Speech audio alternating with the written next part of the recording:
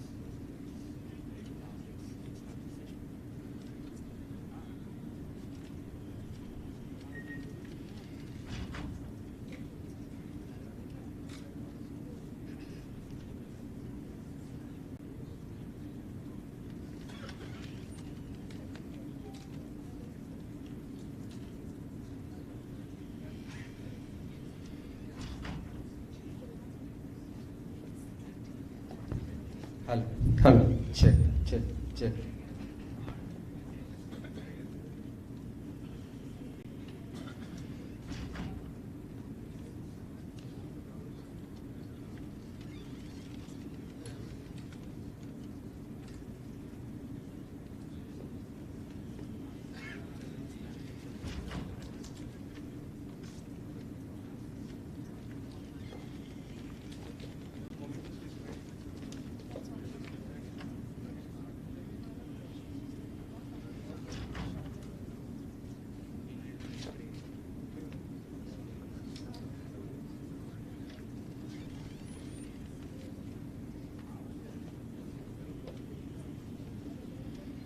Hello. Hello. Hello.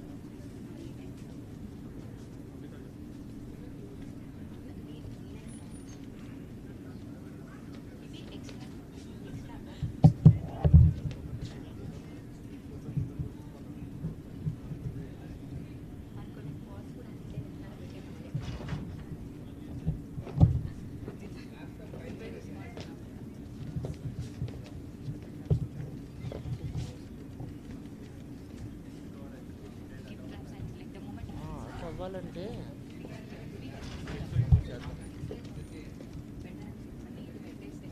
ఒక పని చేద్దాం లేకపోతే అక్కడే ఇది మనం అంటే కాసేపు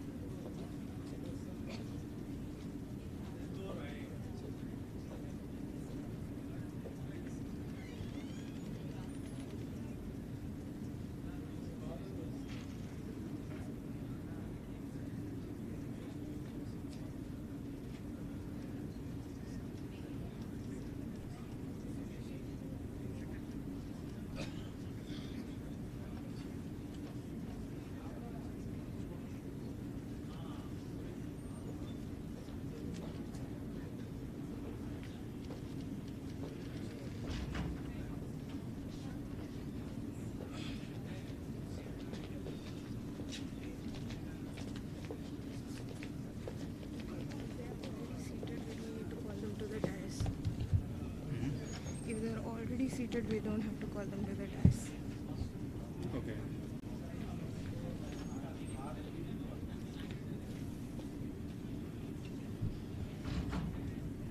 और एक लाइन सोच अजीब लगेगा if I just start with this. Oh, thank you for it. Lacking on it. It is an honor for us to introduce America hosting guests for today. मुझे अगर डाइस में आ गए तो I think they'll already be seated here. बीच में उठ के थोड़ी आपको बैठने का But if they're already seated, तो ये तो नहीं बोलेंगे. इसके लिए मैं what to say.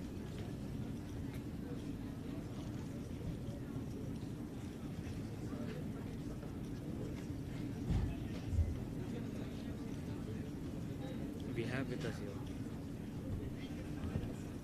पहले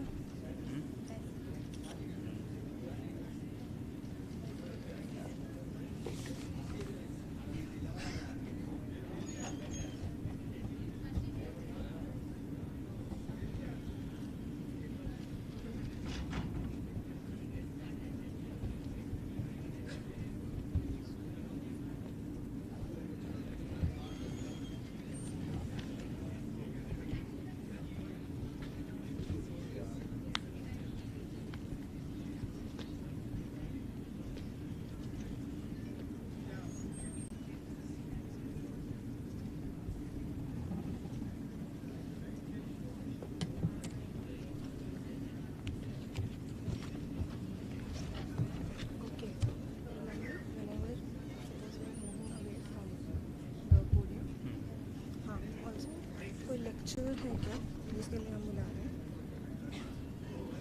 लेक्चर हाँ प्रेसिडेंशियल एड्रेस है ना एक नहीं, are you calling someone onto the stage? Yeah. नहीं वो नहीं चलो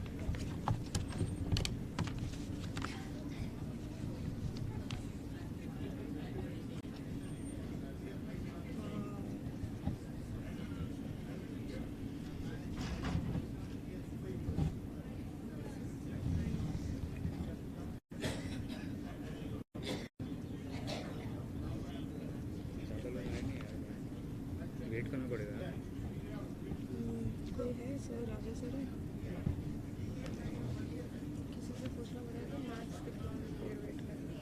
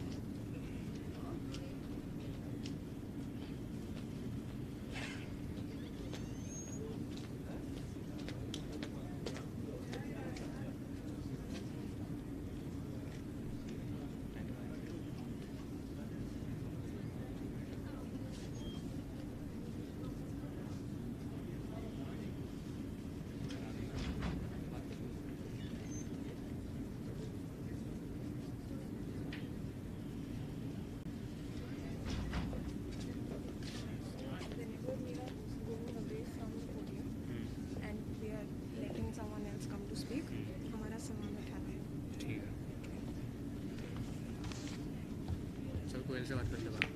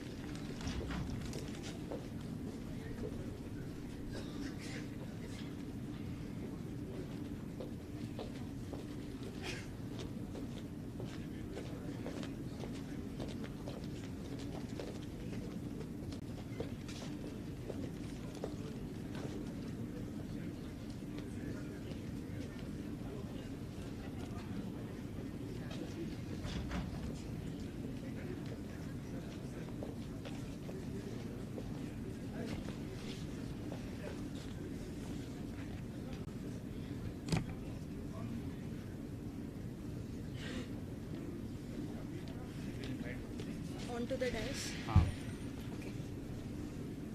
चालू करें राजा सर से पूछना है सर शुड स्टार्ट बोला कि ना बोला है Height adjust करते हैं मैं.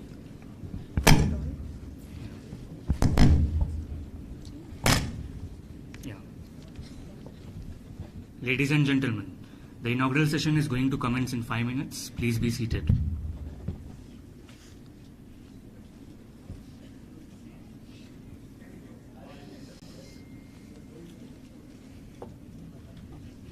मेरे को बता दो स्टार्ट करना है.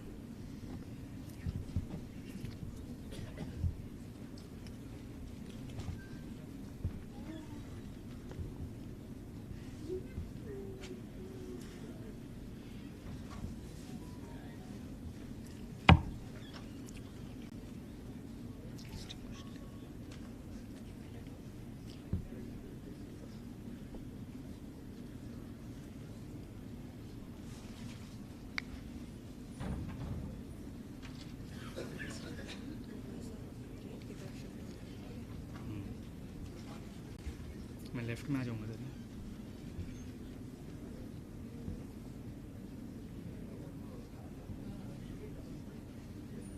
और बता दो लाइट्स ऑन ही रहेगी लाइट्स ऑन ही रहेगी Photos कैसे हैं?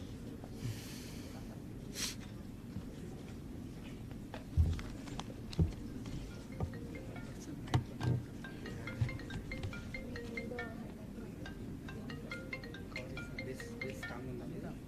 Get it. This tongue. पता नहीं कुछ नहीं बोली Let's start. Hmm Start.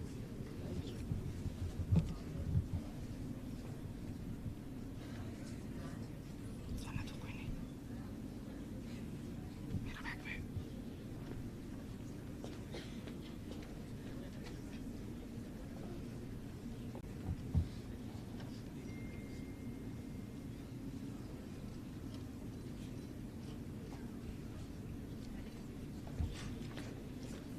Let's start.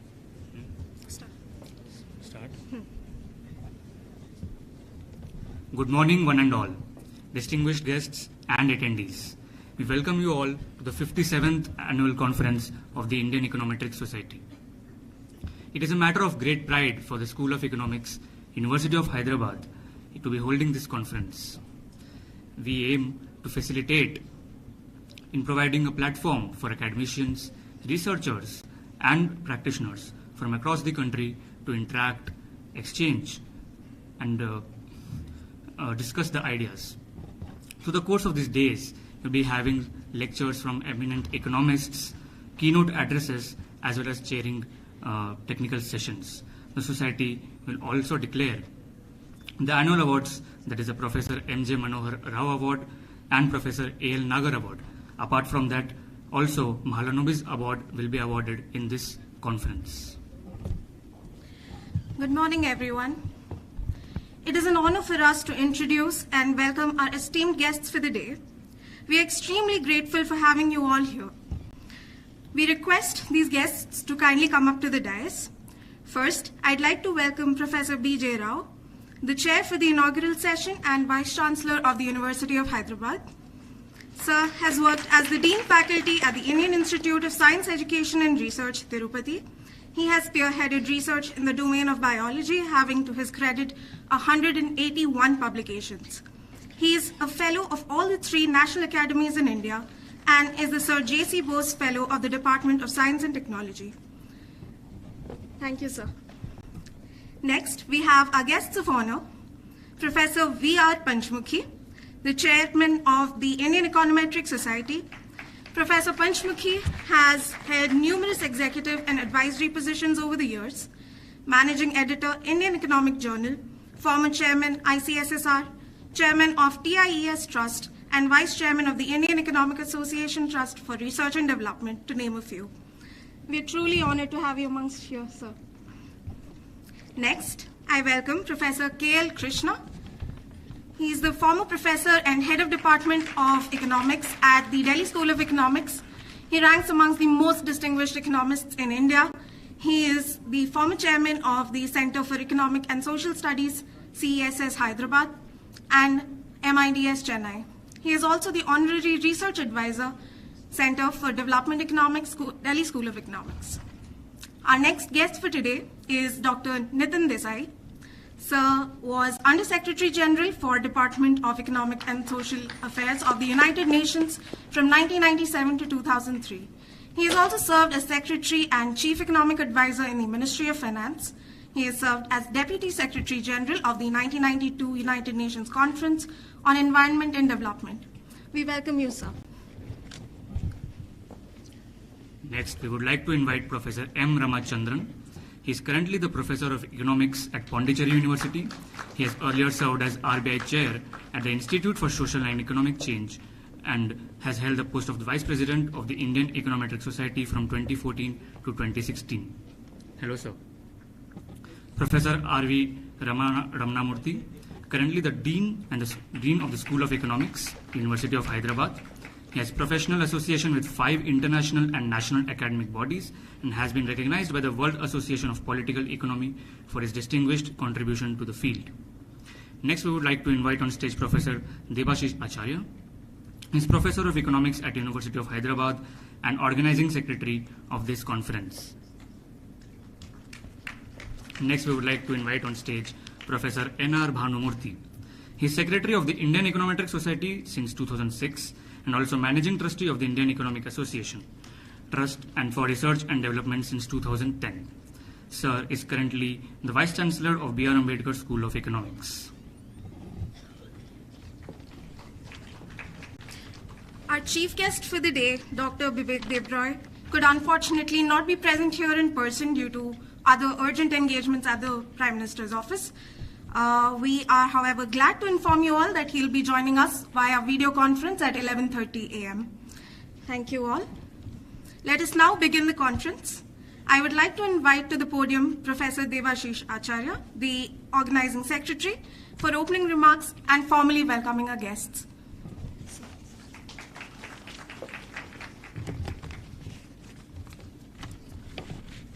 Thank you, Amrita. Professor B.J. Rao, Vice Chancellor, University of Hyderabad, an institution of eminence, and Chairperson of the inaugural session. Dr. Bibek Debroy, Chairman, PMESC, Chief Guest of today, will be joining online in a while from now. Dr. Nitin Desai, former Under Secretary General, UN, and Chairman, TERI. Professor V.R. Panchamukhi, Chairman, the Indian Econometric Society Trust. Professor K.L. Krishna, former Director, Delhi School of Economics. Professor M. Ramachandran, Pondicherry University and President TIES.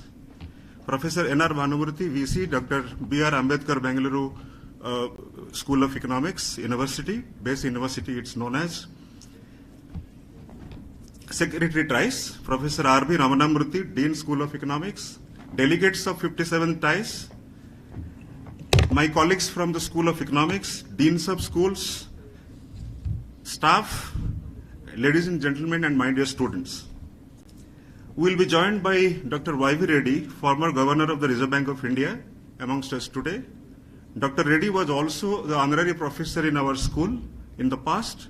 He has also been one of the presidents of TIES, and Dr. Reddy has always been helpful to our school and our students in various ways.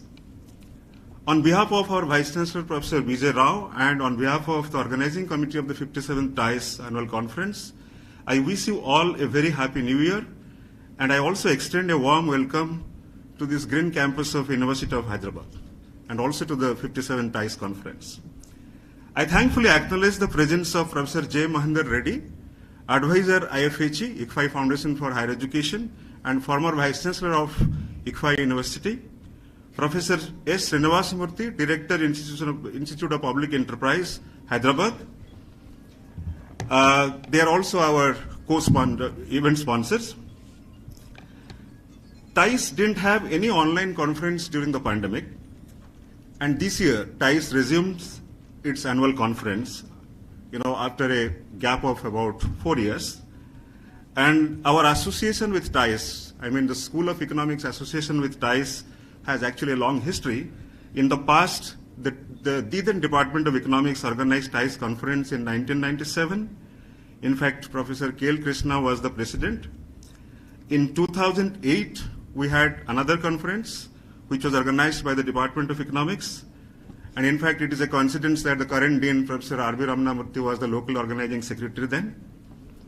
And Dr. Y.V. Reddy inaugurated that conference as governor of RBI. And we have been conducting workshops, trainings for Indian Economic Service Officers program jointly with TIES. In a couple of occasions, the school has actually organized such events. Coming to the conference, this annual conference is actually special for us in many ways. And I'll talk about how in 3 different ways this conference is actually special for us, I mean the School of Economics faculty, students, and all of us. The first is, of course, a macro reason. The economy being at a critical juncture post-pandemic raised several questions on policy options for the economy to recover. The issues debated range from the shape of recovery to stress small business, MSMEs, impact on employment and digital economy, to name a few. Academic journals started publishing COVID special issues. Online conferences started debating the impact of COVID and what policy options were available. But this is probably the first time we got an opportunity where experts and paper writers are getting a chance to interact in person. I was just going through our Excel sheet. We have about 12 papers on COVID, and the themes are wide-ranging, starting from money banking, finance to gender, poverty, migration, trade, etc.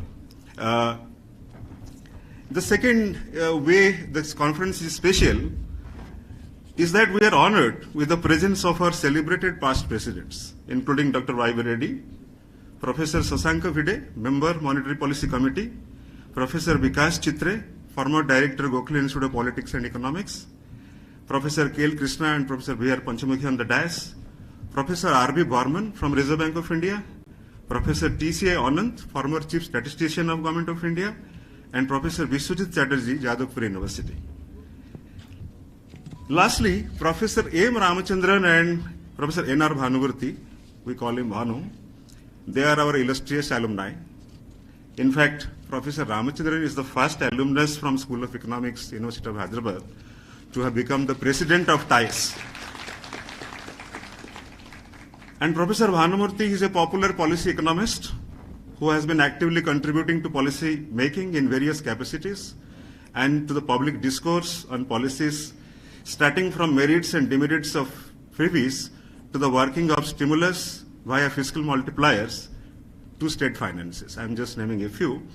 His number on the fiscal multiplier was widely used in the context of increased capital expenditure in the last 2 budgets. Professor B.J. Rao, our Vice Chancellor, has always been kind enough to support any academic activity that we undertake in our school. When we met him with the conference proposal, within no time the conference proposal was approved and a consent was sent to the Secretary TIES as a tradition that all logistic support will be extended by the School of Economics as well as University of Hyderabad to hold this prestigious conference especially after pandemic. Until date, all our requests related to the conference were cleared immediately, and the support has been actually unflinching from the Secretariat of VC.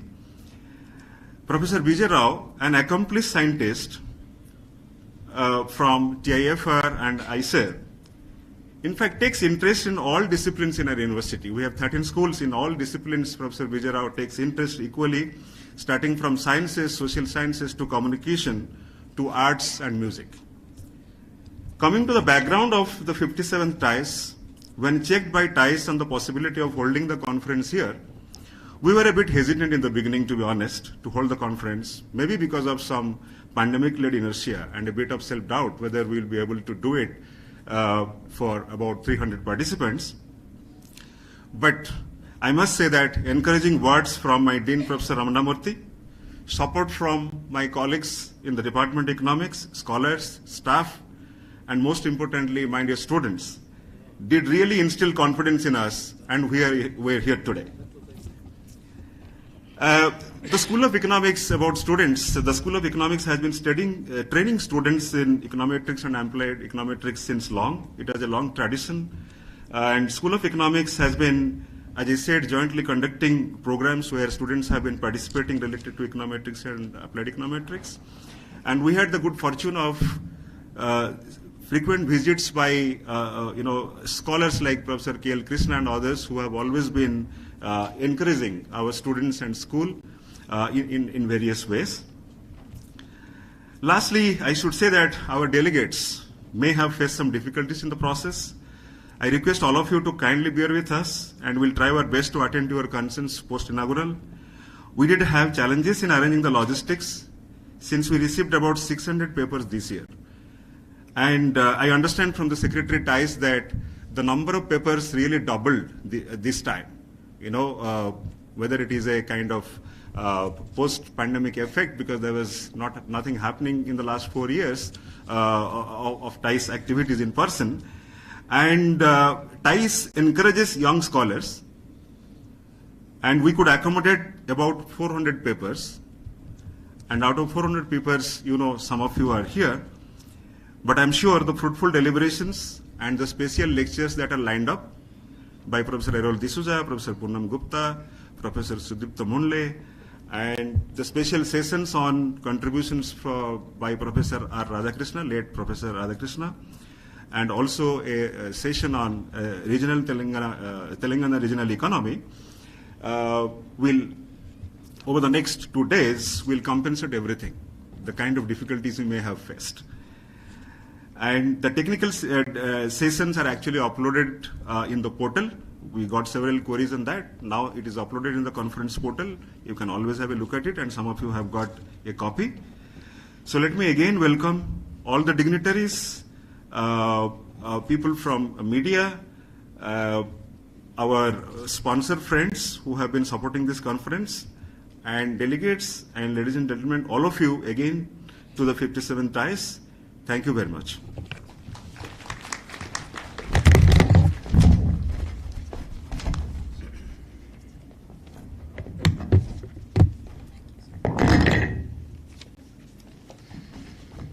Now, I would like to invite to the podium our dear Dean of the School of Economics, Professor Ramanamurthy, for his remarks.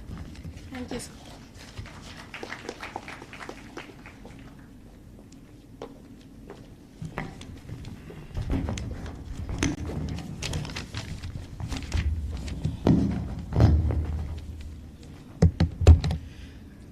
On behalf of the School of Economics, University of Hyderabad, this is my privilege to extend a very warm welcome to all the delegates and the dignitaries on the dais and off the dais,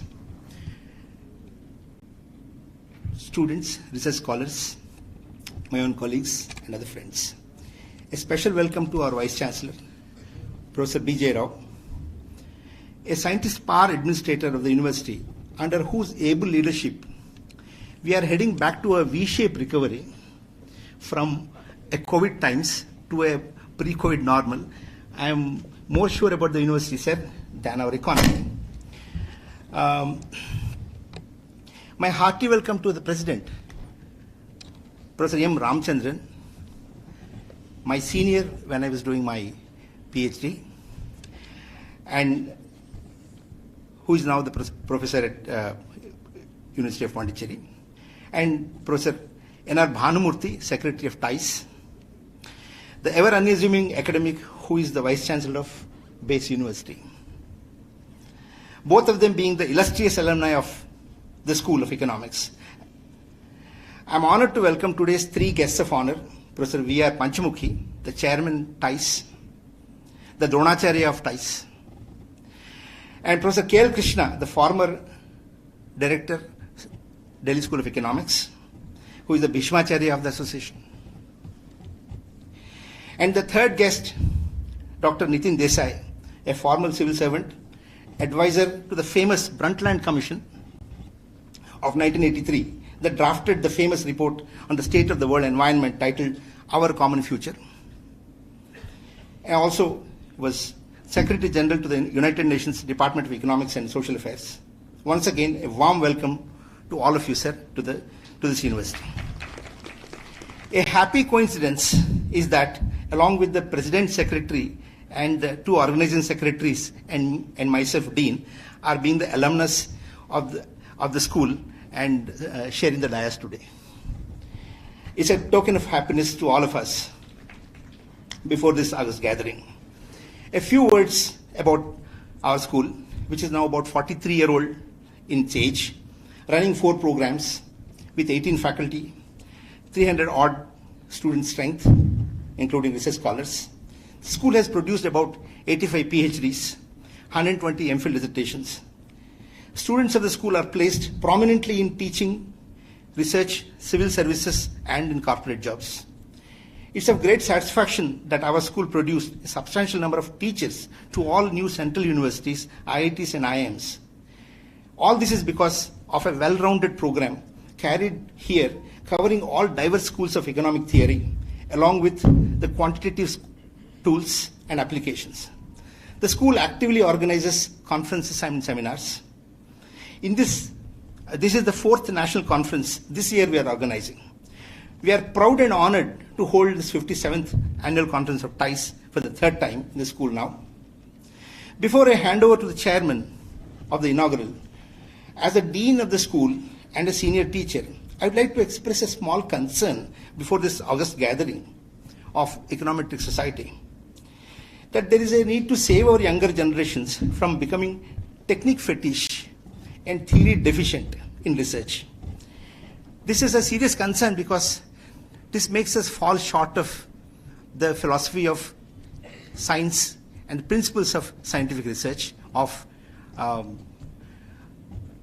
hypothetical-deductive method.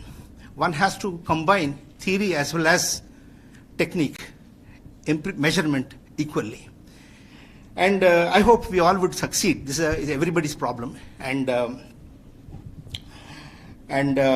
because that's very important to explain the ever-growing complex problems of the society and of the economies of the world. Wishing a great conference and once again a warm welcome to all of you. Thank you.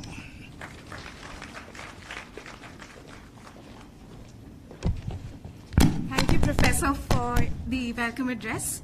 Now, I'd like to call up to the podium our chairperson for the inaugural session, Professor B.J. Rao, for the chairperson's remarks.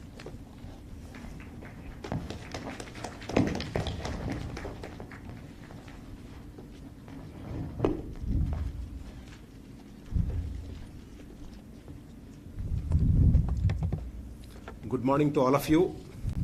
Welcome all of you to this beautiful and graceful campus. I want to give my special tributes of welcome to 3 high-profile elders of Econometric Society. Professor Panchamukhi Garu, Professor K.L. Krishna Garu, and Dr. Nitin Desai Garu.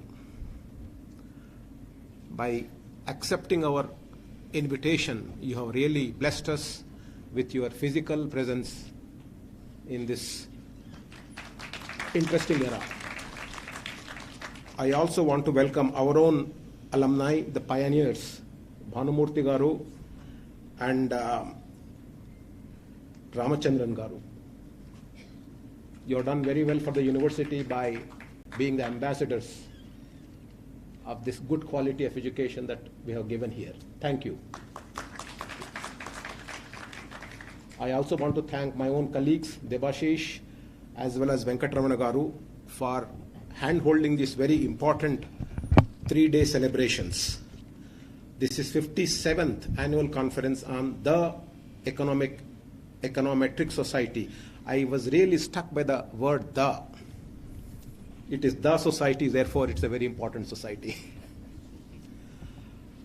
I am not an econometrist by any stretch of imagination, but I, in some uncanny manner, belong to this world of uncertainty, the econometrics.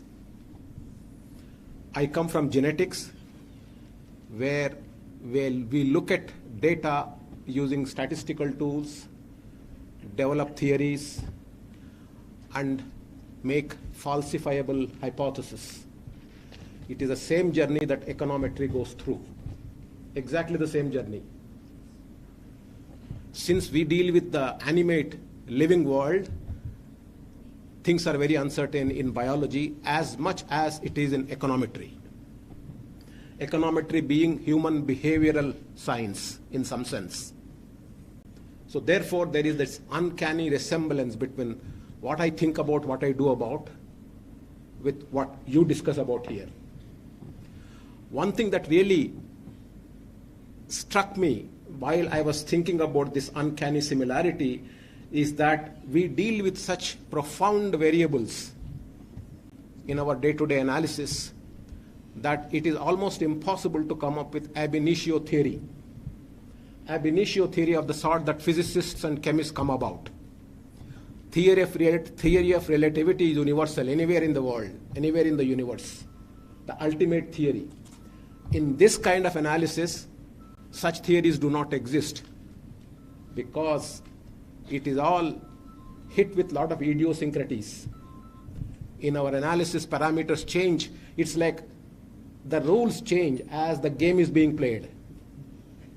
It's exactly the same way in living world as well as econometry. So therefore, that keeps us very busy with this analysis, and there is never a dull moment when we look at these kind of data-centric, model-centric, falsifiable analysis. We have just come out of pandemic.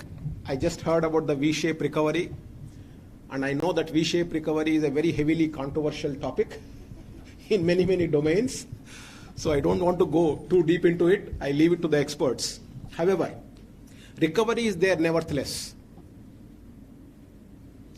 And after this largest hit that we have had in the world, when recovery happens, it's a good news. It will be a good news if we find out who are the drivers for this recovery. If we can put our fingers on the drivers of the recovery, the causal factors of this recovery, when something equally bad happens in future, we know where to go. If we can move in that direction where model building will lead us into the future for future remedies, then I think this kind of analysis will be extremely useful for the humanity in the years to come. I looked at the details of 3-day celebrations. They look so enticing that I feel like sitting here and attending and learning all these. Especially there is a special session devoted on Telangana economy, which I think is a very important hot topic for various reasons. And I'm sure interesting take-homes will be drawn from this session. I'm not here to give a very long speech. I just want to welcome all of you again to this beautiful campus. I see the hall is full, which is very good news in the post-pandemic era, that people are actually coming out in large numbers to look at the world afresh and learn about the world in new dimensions. Now, this is a very beautiful large campus. We are a multidisciplinary, research-oriented university. We are one of the rare central universities which is recognized as the institution of eminence. This university has had very glorious past, and we intend to keep the glorious past into much brighter zone in future to come. Our young scholars will get very significantly benefited by these 3-day celebrations. And I see a lot of students here. They're still standing there. I hope they get some space to sit. I want this particular 3-day celebrations to be a spark, to act as a spark to the young minds, so that the real benefits of these conferences get passed on to the real stakeholders. I know India has done extremely well in the zone of economics and econometrics. Now we need to generate new generation of econometrists and economists for the country, because we are almost reaching there. So in the happening world that we are part of, we need to train the young minds towards future challenges of not only economics and its idiosyncrasies, but also the beautiful science behind it and the way this science operates using very intricate drivers that pushes our system ahead. So this is actually a twilight zone between sciences and so-called non-sciences. So always twilight zones are very, very exciting because that's where new things happen. So I want to welcome all of you here again, and I hope these celebrations will become extremely productive, very intense as well. I hope things become intense. We must live in ideas, and I hope ideas get churned in these three-day celebrations, and we come up with important take-homes that we can move on with. Thank you very much, and namaste.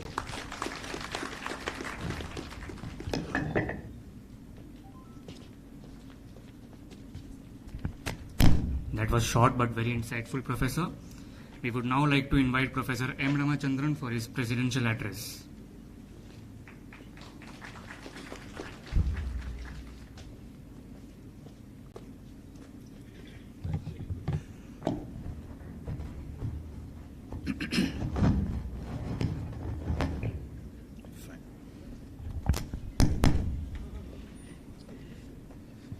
Good morning to everyone. Before I begin my presidential address, I would like to take this opportunity to remember and to extend my sincere gratitude to all those who have shaped my academic career from my student days. First and foremost, I would like to acknowledge my indebtedness and sincere gratitude to my guru, my philosopher, my mentor, Professor Bandi Kamaya. But for him, I am not what I am today. I am blessed to have worked in various reputed institutions in the country that gave me an opportunity to interact with the eminent scholars, and would like to thank all of them for being a great source of inspiration in my academic journey. To name a few, Professor Vikas Chitre, who is here with us today. When I was working with GIP in Pune, Professor D.M. Nachne, Yerol D'Souza, Professor Manohar Rao, Neeraj Khatekar, Swati Raju, Romer Korea, there are so many of my friends when I was working in Mumbai University. Professor Raja Chalaya, Professor U. Shankar, K.R. Shanmugam, Benish Katuria, Haripriya, Naveen Srinivasan, Vidya Magember, they were colleagues in Madras School of Economics when I was working there. Professor Gopal Kadekodi and Professor Madheswaran, who is with us today, when I was there with ISEG as RBI Chair Professor. I am also fortunate to have interacted with eminent scholars during various events of TIES in the last 20 years. In this regard, I would like to record my sincere gratitude to Professor V.R. Panchamugi, Professor K.L. Krishna, Professor V.N. Pandit, Dr. R.B. Burman, Professor Pamitwa, and of course, my friends Bhanumurthy and Shanmugan. I also extend my sincere thanks to Professor D. Samandan, who is there with us today, who has been a constant source of inspiration right from my student days in Pondicherry till now. I always cherish my academic quarrels with him that in fact served as a source of inspiration for many of my professional activities. More importantly, I would like to thank all my students and scholars who brought enormous clarity for me in the subject during the endless discussions that we had in the last 28 years of my career. At this juncture, I would like to remember my parents and other members of my family who have always stood with me and supported me to carry out all academic endeavors throughout my life. I wish to specially thank my wife, Mrs. Muthulakshmi, who taught me mathematics that laid the foundation for me to develop a passion for the subject econometrics. With this, let me begin my presidential address.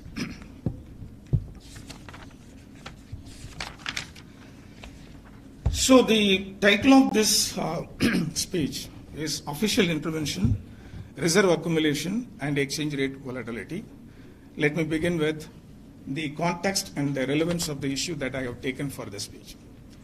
Historically speaking, in a typical Keynesian insular economic framework, foreign exchange reserves were held as a cushion to absorb the periodic shocks and disturbances in the current account imbalances. In the immediate post-war era, finance did not go global and currency convertibility was primarily confined to current account transactions. Accordingly, a thumb rule was established that the quantum of reserves at any moment must be adequate enough to meet at least 3 months of import bill in the event of all other sources of international reserves cease. After the disintegration of the fixed exchange rate Bretton Woods regime and the subsequent emergence of floating exchange rate regime in the early 70s, buffeted by twin oil price shocks, gradually capital account convertibility was ushered in during the 80s by many developed countries in the world, and the regulatory framework surrounding the movement of capital flows got diluted. Under the changed economic circumstances of enhanced cross-border capital flows, especially the speculative short-term ones and the huge inflation differentials, not only exchange rates exploded, along with its cousin the interest rate, but also the demand for foreign exchange increased by manyfold rather than declined, as the proponents of floating would theorize. This was also a period that witnessed a series of banking and financial crises through the 80s and 90s, beginning with the Latin American debt crisis, the stock market crash of 1987, the coup of British pound in September 1982, the Mexican peso collapse in December 94 and January 95, and the Great Asian Financial Crisis of 1997, spilling over into the entire region and the world at large. It was only during the crisis-ridden 80s and 90s, the emerging market economies and developing economies seem to have developed an appetite for enhanced foreign reserves in the face of increased frequency and intensity of a series of currency crises. To fix the idea, let us look into the heightened rise in accumulation of reserve by central banks. For instance, the emerging and developing economies together held US dollar 0.81 trillion as reserves in 2001, which accounted for around 38% of the world reserve holdings. 20 years later, the reserve holdings stood at US dollar 13.94 trillion in 2021, which amounts to 56% of world reserve holding, a massive rise by any standard. This will also be evident when we looked at from the perspective of reserve accumulation as percentage of GDP.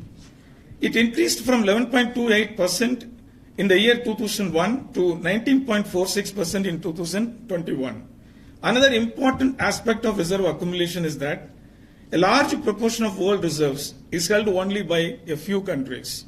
As on June 2022, around 52.65% of world reserves are held by 6 countries: China, Japan, Switzerland, India, Taiwan, and Saudi Arabia. India, which was trailing behind in the 8th position earlier, has emerged now as the fourth largest reserve holding country in the world. More importantly, there has been an unprecedented accumulation of reserves despite the switchover from fixed to market-based exchange rate regime, steep fall in effective rate of return on holding reserve assets, substantial drawdown of reserves in times of crisis, several administrative restrictions still plaguing the cross-border capital flows, and a sharp rise in the cost of holding reserves beyond certain prudential level. These developments, in fact, motivated both academicians and policymakers to unravel the motives behind the massive accumulation of reserves. Following James Keynes, we can classify the reason for holding reserves in terms of 3 basic motives, namely transaction, precautionary, and speculative. Although the central banks invariably do not accumulate reserves to speculate in the market, there are reasons to believe that they must be sensible and responsible enough to monitor and also factor in the speculative behavior of traders and other stakeholders in the foreign exchange market, especially in times of crisis. Thus, it appears that the official reserve accretion is predominantly driven by transaction and precautionary motives. It goes without saying that the transaction demand for reserves tends to increase along with an expanding volume of international payments. We must hasten to add that monetary authorities do not directly engage in these transactions. Instead, the authorities hold reserves to assist financial institutions which are directly involved in settling international payments. The important factors which are considered in the models of transaction demand for reserves are volume of trade, variability of exports, opportunity cost of holding reserves, rate of return on reserve assets, variability of reserves, access to and cost of external borrowings. These factors were successful in predicting the reserve demand before the onset of financial crisis of 1997.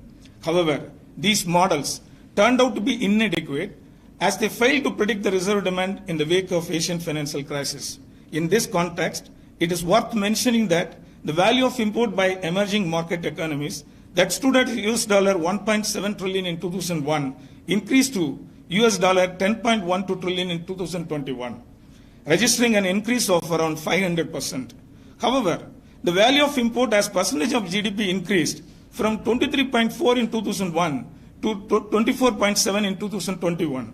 Stated otherwise, for 2 decades, the transaction demand for reserves held by these countries, measured as percentage of GDP, almost remained the same. This further means that excessive aggression to reserve could not be explained by the traditional models of transaction demand for reserves. Therefore, there was a need to look beyond the conventional wisdom surrounding the determinants of international reserves. With the emergence of floating and embracing of capital account convertibility by both advanced and emerging market economies, in the face of massive cross-border capital flows, currency crisis became more frequent and the intensity increased by leaps and bounds. Drawing lessons from the Asian financial crisis, Falstein observed that developing countries could no longer rely on International Monetary Fund nor wait for reforms in international financial architecture to insulate themselves from any plausible crisis. With inadequate reserves, even countries with sound macroeconomic policies are likely to get affected by contagion arising from elsewhere. Hence, self-reliance insurance through accumulation of reserves is the best course of action to negotiate the financial crisis. Indeed, reserve serves as a first line of defense, something like a war chest against the sudden stops and reversal of capital flows. Under such circumstances, the precautionary motive to hold reserves merited attention, hoping that enhanced reserves would impart greater resilience to the authorities to manage capital flight and also confront the speculative players in the market. Now, the objective of intervention. Well, the argument that growing precautionary demand for accounts for the recent accumulation of reserves makes sense. The stated objective of intervention by most of the emerging economies is to reduce the volatility.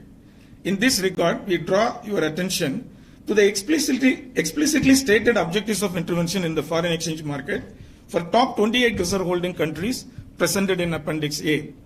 Apparently, there seems to be no uniformity among the nations with regard to the officially stated objectives. Nonetheless, a careful perusal of the information given in the appendix shows that there is a central element of commonality among the top reserve holding countries insofar as placing emphasis on promoting and preserving exchange rate stability.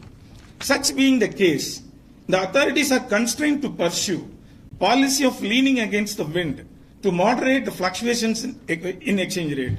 Strictly speaking, when the changes in exchange rates are normally distributed, then the policy of leaning against the wind is unlikely to alter the level of reserves.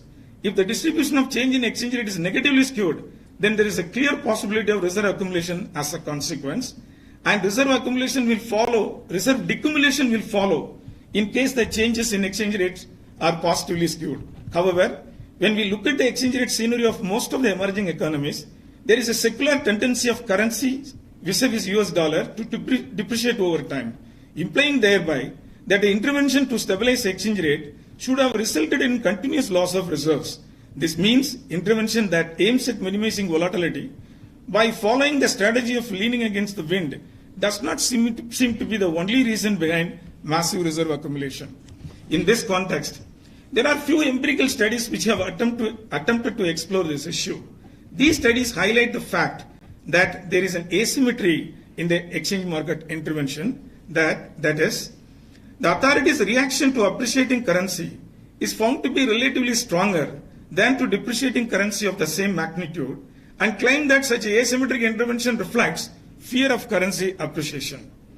Obviously, reserve accumulation is a consequence of such asymmetric intervention in an age and environment of continuous capital inflows.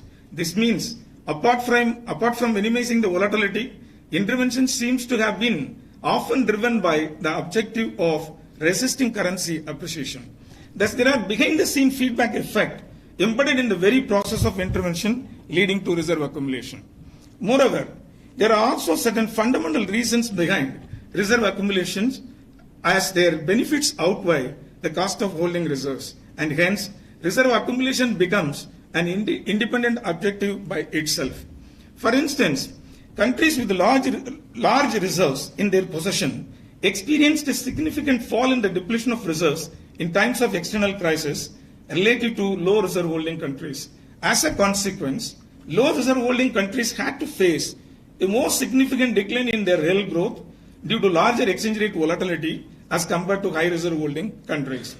There are also evidences to show that countries with a higher level of reserves would withstand financial crisis, insulate themselves from the adverse effect of crisis, and also make the probability of occurrence of such crisis less frequent.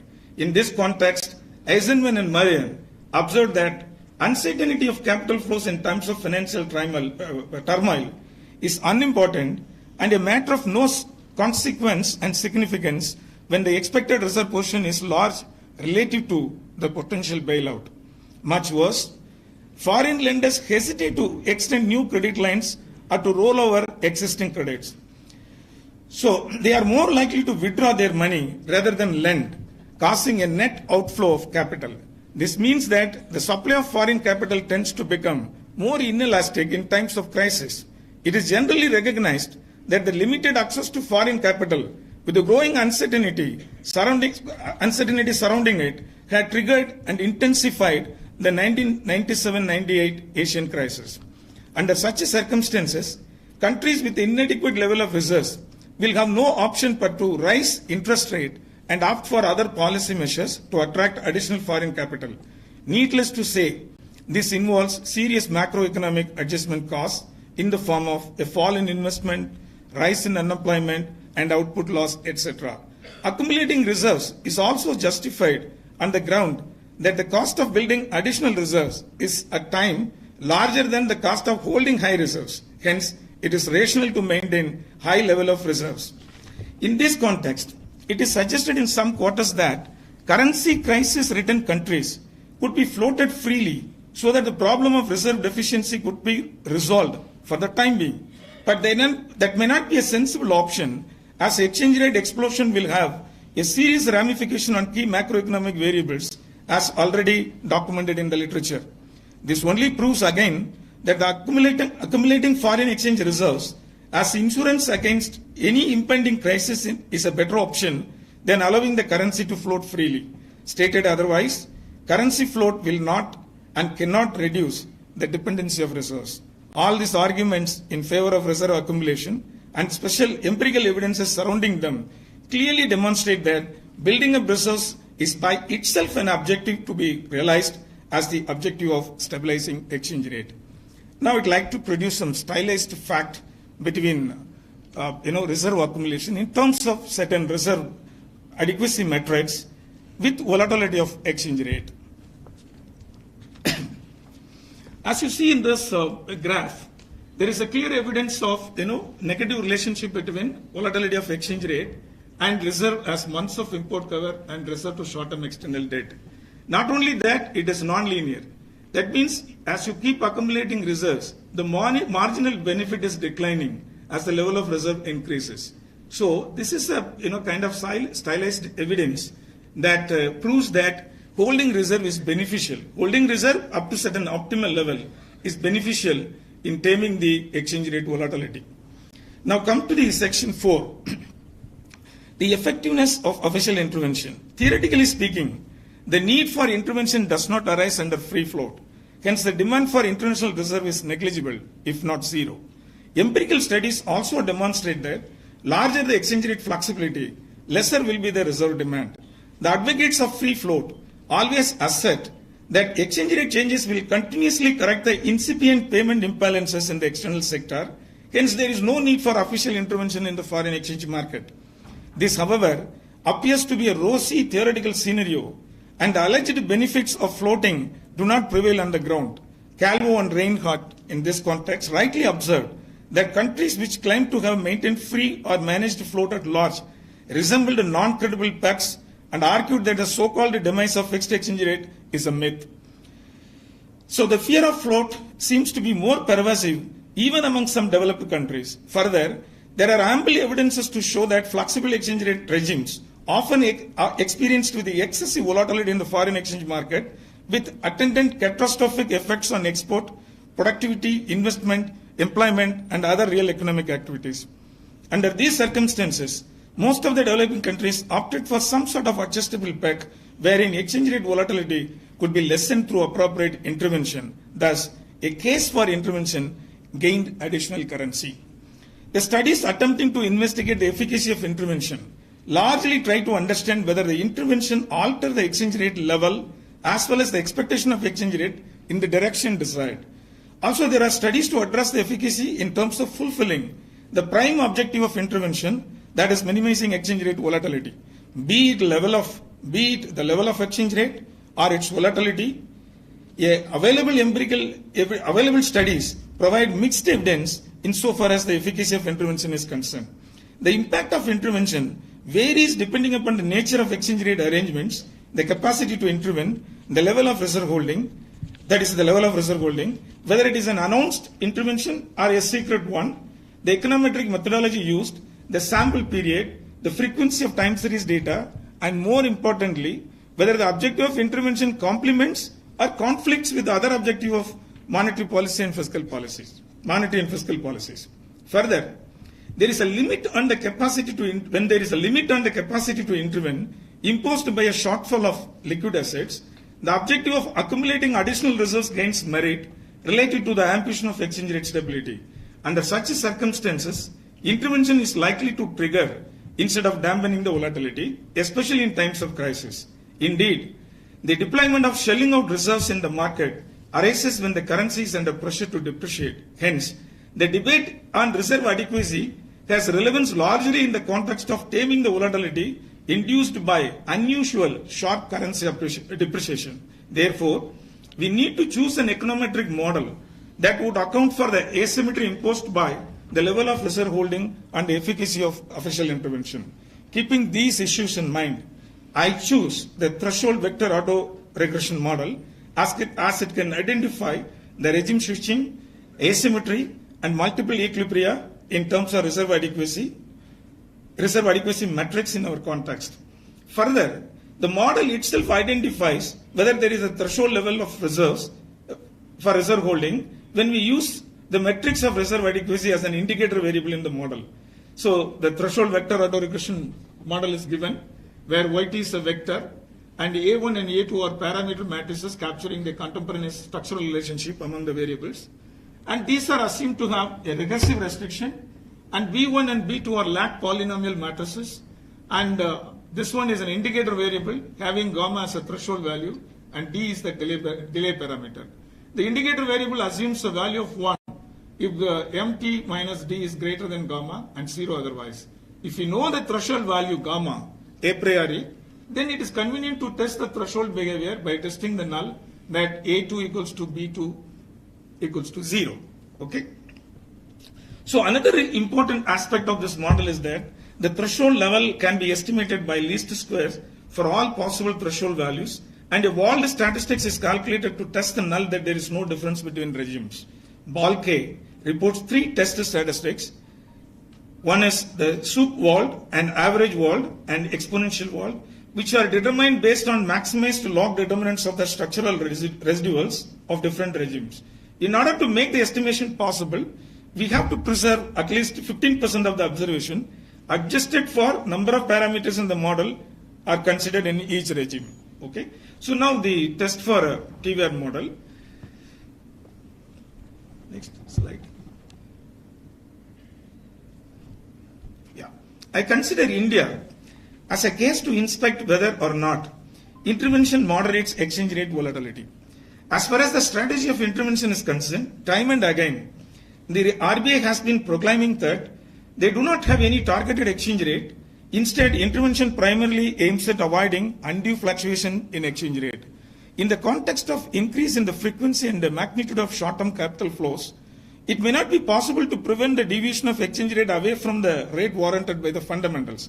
Hence, it is inevitable to prevent undue appreciation due to large capital inflows and provide adequate dollars in the market to prevent sharp depreciation driven by capital flight.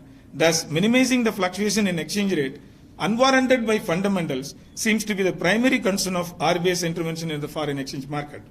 There are 4 variables considered in the TVAR estimation: volatility of monthly percentage change in exchange rate, official intervention in the foreign exchange market, a matrix of reserve adequacy, and net portfolio investment. The threshold variable is an indicator of reserve adequacy, which is also an element of the vector YT. Monthly time series data on all the variables for the sample period January 2001 to December 2021 are considered in the estimation. There is no consensus on a particular measure of official intervention in the foreign exchange market, and as a consequence, attempts were made to obtain a construct which embraces every possible channel of intervention made by the authority. In the present context, we use the time series data and a broader proxy compiled by Adler et al., which accounts for official transaction in both spot and derivative markets. Since there are multiple indicators to determine reserve adequacy, and each one stands for its own significance, I consider 2 alternative measures of reserve adequacy metrics: reserve as months of import cover and ratio of reserve to short-term external debt. The stock of reserves is measured as aggregate reserves excluding gold, while obtaining time series data on reserve to import ratio. Short-term external debt is defined as outstanding external debt with a residual maturity period of 1 year. The monthly time series data on short-term external debt is obtained by interpolating quarterly data available from the first quarter of 2004 using the Chowlin method. The volatility of exchange rate is constructed using an appropriate Gauss model, and the details are presented in Appendix B. The Gauss model is estimated using weekly time series data, and monthly data on average exchange rate volatility are obtained as average of the weekly data. So 2 alternative TVAR models are estimated. The first model includes volatility of exchange rate return, net foreign portfolio flows, absolute value of official intervention, and reserve adequacy indicator, while in the second model, net purchase, the absolute value of net sale of foreign exchange by the authority are used as separate variables. First, the linear VAR models for various specifications are estimated to identify an optimal lag structure to be used in the estimation based on certain prediction error criteria. And the test for TVAR and the estimation of threshold values are obtained using those lag structure in estimation. Table 1 presents the estimates of threshold values for various models and 3 alternative Wald statistics to test a linear VAR model against a non-linear model. The Wald statistics indicate that there is strong evidence for threshold effect irrespective of the indicator variable used in the model. When the reserve to import ratio is used as a metric of reserve adequacy, the threshold value is found to be around 10, suggesting that the threshold effect occurs at a level of reserves equal to 10 months of import. This is also consistent with what we observed from the scatter plot presented in figure 1. When the model contains reserve to short-term external debt ratio, the average Wald statistics does not support any threshold effect, while the other 2 statistics indicate that there is a threshold effect. The estimated threshold values suggest that threshold effect is highly significant when reserve is around 4 times of short-term external debt. The observation in figure 2 also validates this finding.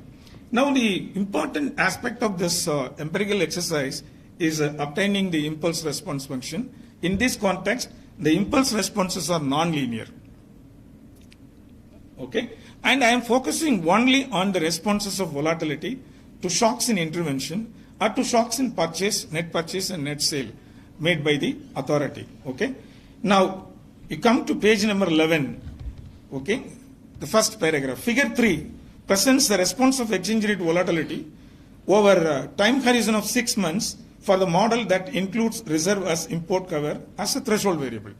We plot only the response of volatility to shocks measured as 1 and 2 standard deviation in intervention.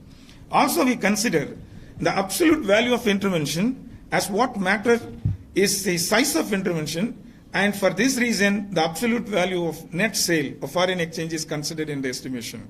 It is evident from the figure that the magnitude of volatility responses to shocks in intervention depends upon the size of shocks and whether the size of reserve holding is above or below the threshold level. See, the response of exchange rate volatility, although shoots up initially, remains negative during the upper regime, whereas the response is positive to shocks in intervention during the lower regime. This evidence indicates that intervention is likely to have favorable impact on volatility only when reserve holding is above the threshold level, and intervention turns out to be counterproductive if reserve holding is below the threshold level. When the model includes net purchase and net sale of foreign exchange as measures of intervention, the volatility response to shocks in purchase is negative during the upper regime, while the response is fluctuating in both directions during the lower regime. The response of volatility to shocks in official sale of foreign exchange is positive in both regimes, indicating that running down the reserves in times of rupee fall triggers volatility. Note that the magnitude of positive response during the lower regime is relatively larger. When you come to figure 4, that presents the evidence for the model that includes reserve to short-term external debt. This is basically to check the robustness of the results, so as an indicator variable. The response of volatility is positive to shocks in intervention both in upper as well as lower regime when intervention is assumed to have a symmetric impact on volatility.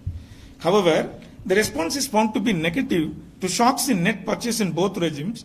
Another interesting feature of this result is that positive shock to purchase has a relatively stronger impact on volatility in the lower regime.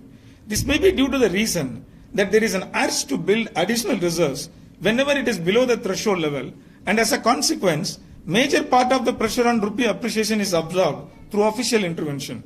As it was found in the previous case, the volatility response to shocks in official sale is positive in both upper and lower regimes, and the response is much stronger in the lower regime. This evidence is largely robust to the results of previous model, wherein reserves as months of import cover is used as a threshold variable.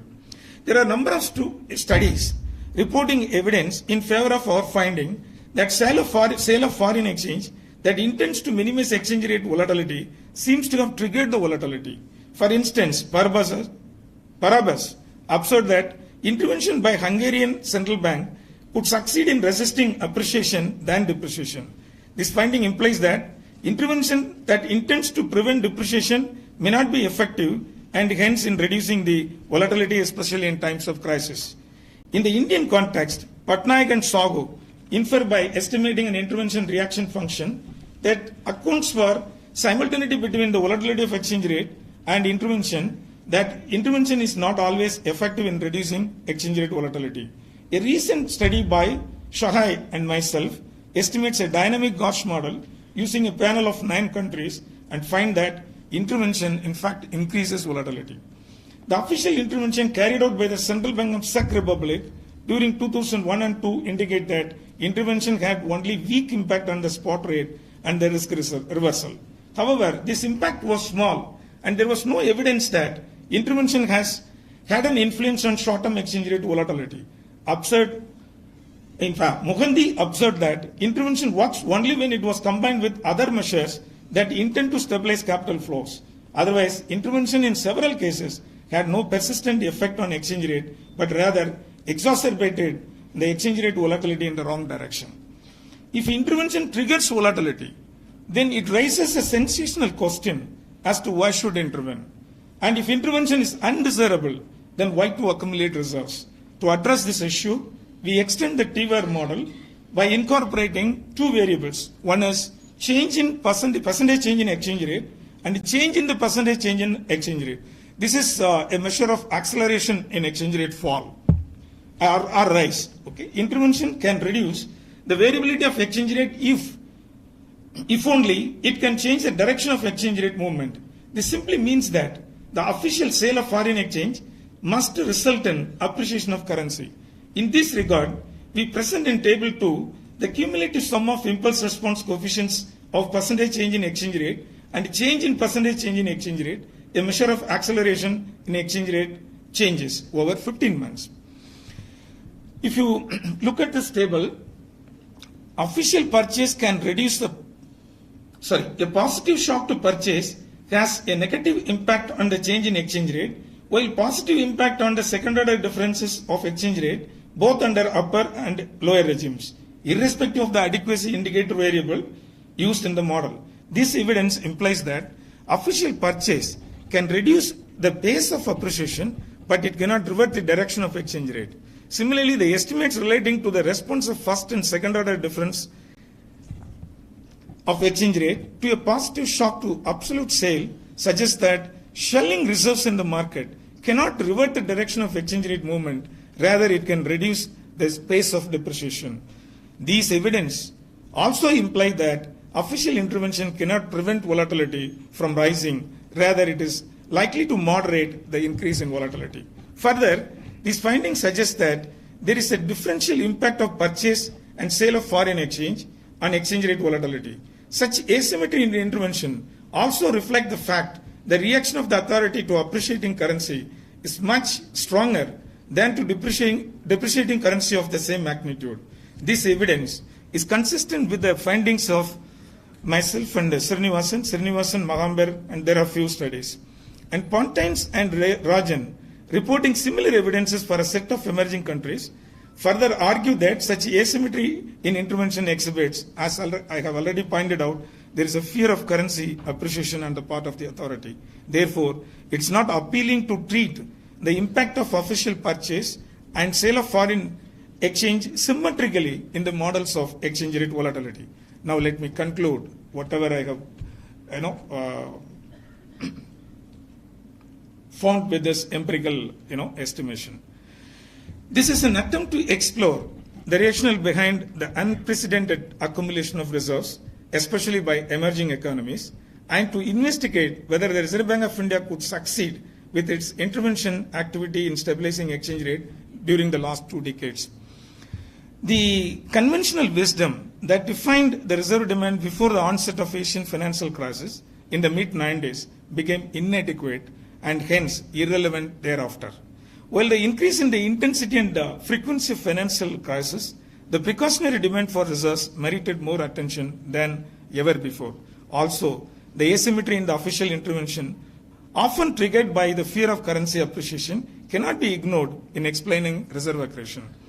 The scatter plots of exchange rate volatility against a reserve holding, defined in terms of certain reserve adequacy metrics, reveal that there is a negative relationship between these two, suggesting that holding adequate reserves help reduce the volatility. However, the relationship is found to be nonlinear in the sense that the marginal benefit of adding reserves in terms of reducing volatility declines as the level of reserves increases. The empirical evidence derived from the threshold VAR model shows that volatility responses to shocks in intervention depends upon the size of the shock and upon whether the size of reserve holding is above or below the threshold level.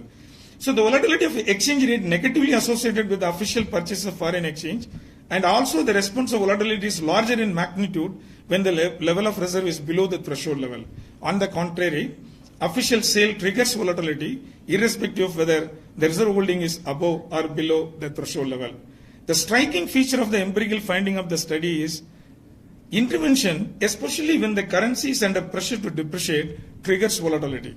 To probe this issue further, we extend the VAR model to incorporate change in exchange rate and second order difference of exchange rate as additional variables. The cumulative impulse responses of these two variables to a positive shock to absolute official sale indicate that it could reduce the pace of depreciation, although it cannot revert the exchange rate in the direction desired. These evidences exemplify the fact that intervention cannot prevent exchange rate volatility from rising, rather it can only moderate. Thank you so much.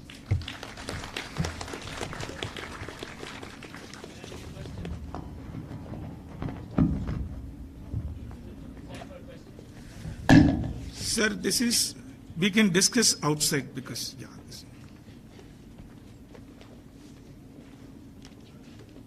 Thank you for your words, Professor. Now I would like to invite our Vice Chancellor, Honorable Vice Chancellor, Professor B.J. Rao, to felicitate our guests of honor, Professor Panchmukhi, Professor K.L. Krishna, and Professor Dr. Nitin Desai, and present a token of appreciation from our side.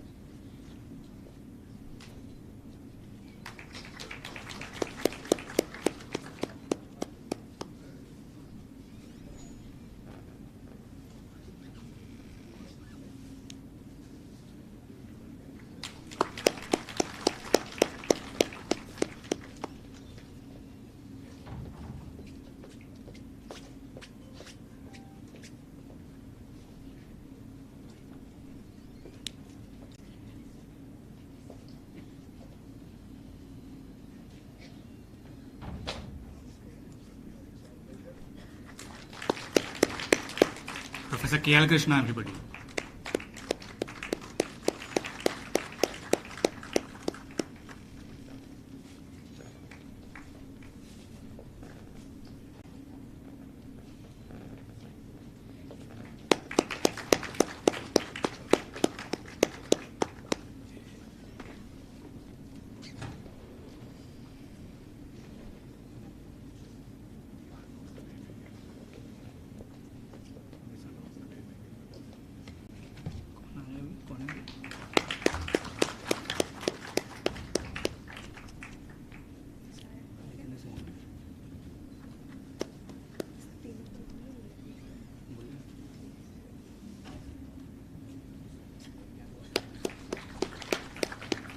A big round of applause, everyone.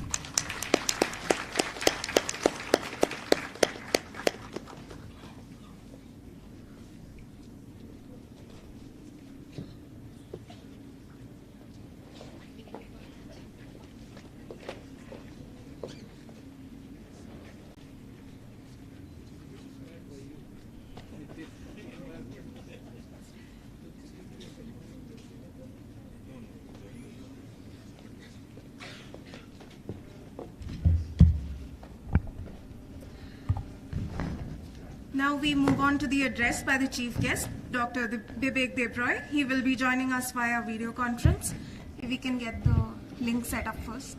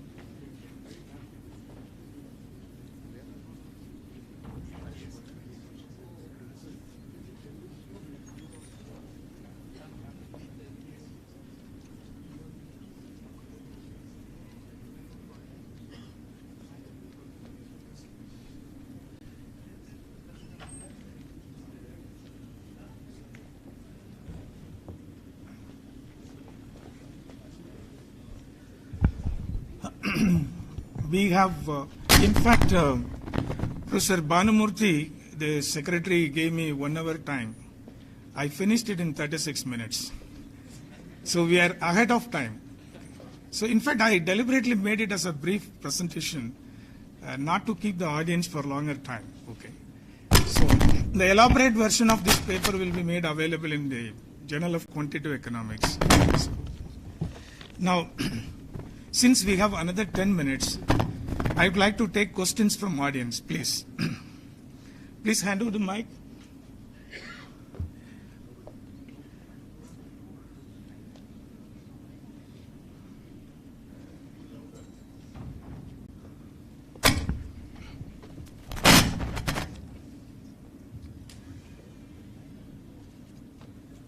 This is Professor Syed Hassan.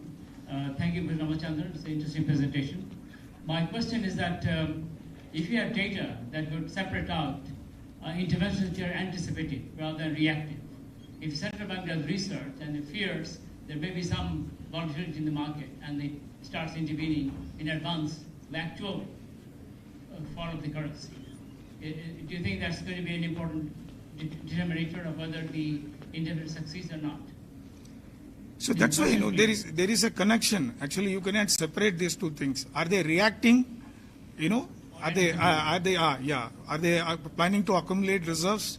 And I have clearly mentioned in that, So the objective of intervention is to accumulate reserve as the objective of stabilizing exchange rate. So it's very difficult to disentangle these two things. When there is a shortfall of reserves, definitely the authority will look for every possibility, to accumulate additional reserves. That time the exchange rate they will have to compromise. So that kind of intervention will likely to trigger volatility. That's what I. Thank you. The question is whether they can anticipate the volatility. Yes, the thing is, see, when the rupee is falling, intervention. See how to reduce the volatility. When the rupee is falling, if they can succeed in reverting the direction, then the volatility comes down. Reverting the direction is not possible. So what intervention does is, the other variable that I have used in the model, it reduces the space of fall, rupee fall. Okay? I understood that, but the question is really, can you anticipate the likely fall of the rupee, for example, and therefore you start buying rupee in advance? No, when there is a fall, they are supposed to sell and prevent the. Before you anticipate. No, I think exchange rate is one thing that predicting that is very difficult. Yeah, thank you. It's very difficult actually.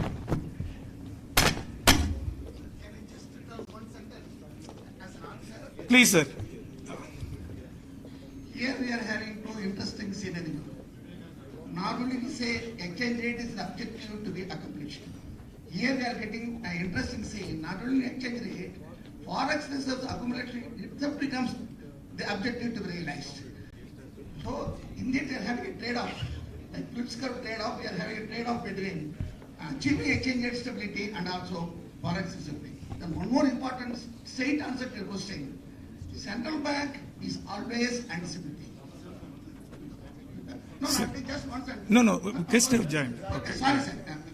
So thank you, sir. Thank you.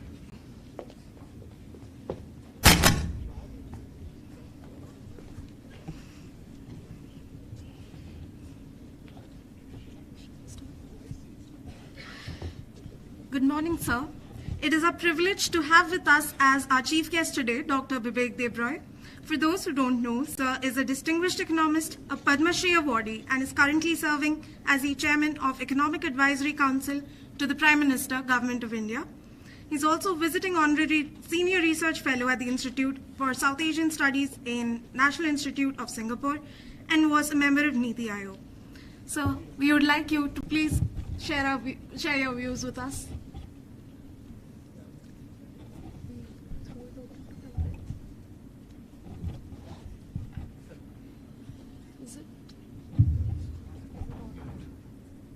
Hello.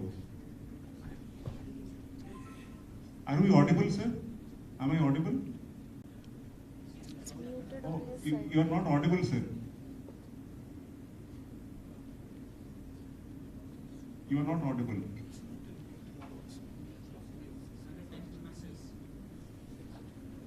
Manu, can you just call out?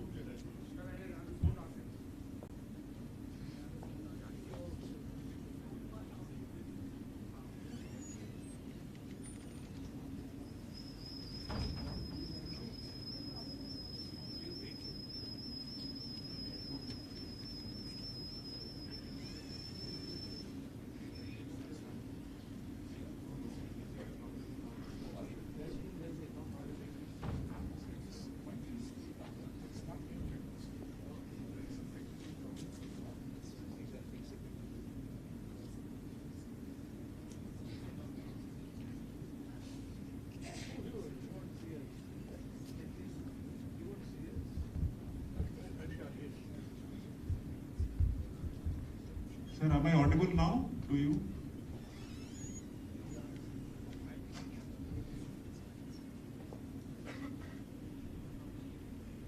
You are not audible.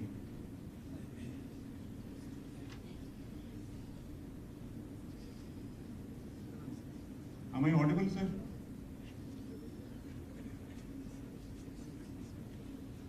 Hello?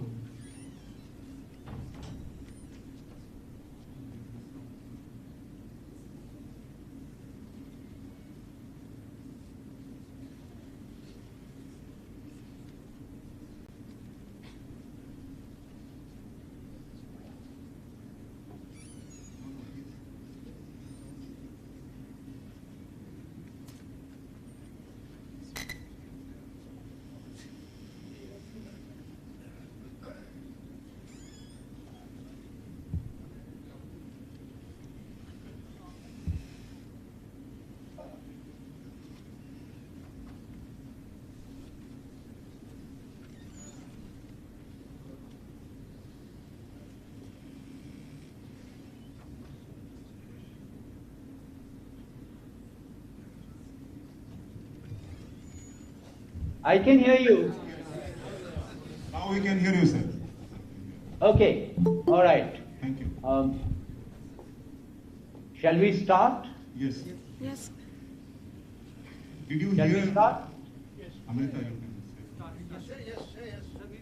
We can start, sir. You can start, please. Okay. Good morning, ladies and gentlemen.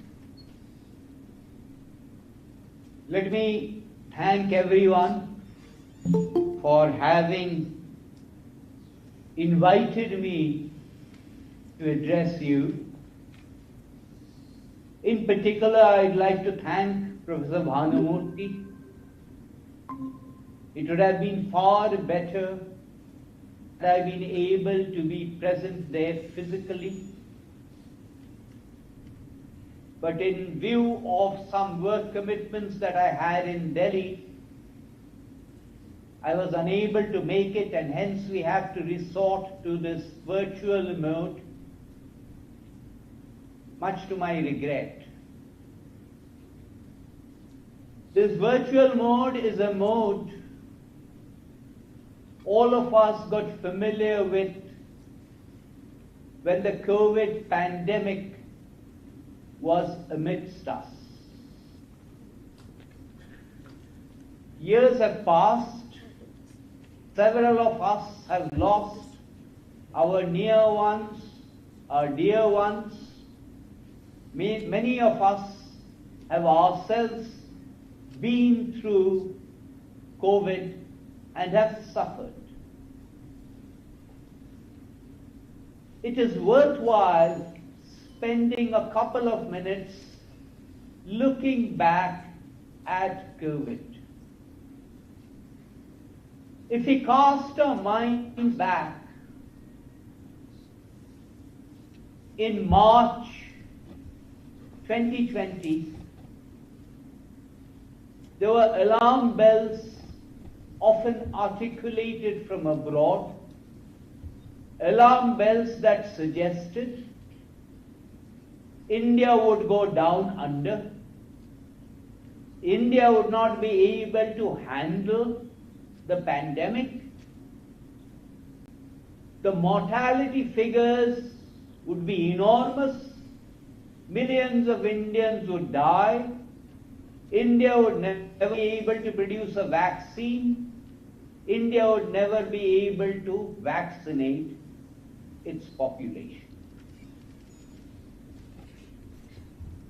Much of that prognosis has been proved wrong. Most of that prognosis has been proved wrong. If you normalize particularly for population, the mortality indicators weren't that bad. Vaccination of the adult population is near complete. India has not only produced vaccines, unlike some of the so-called developed world, India has exported vaccines to the rest of the world. largely thanks to the basic necessities that the government has provided since May 2014. Social welfare benefits, particularly for the rural sector, became portable. And in basic necessities, I am including a whole variety of things. I do not need to repeat what is there in government dashboards. It also became easier to handle the pandemic because of the government's initiatives in pushing digital tools.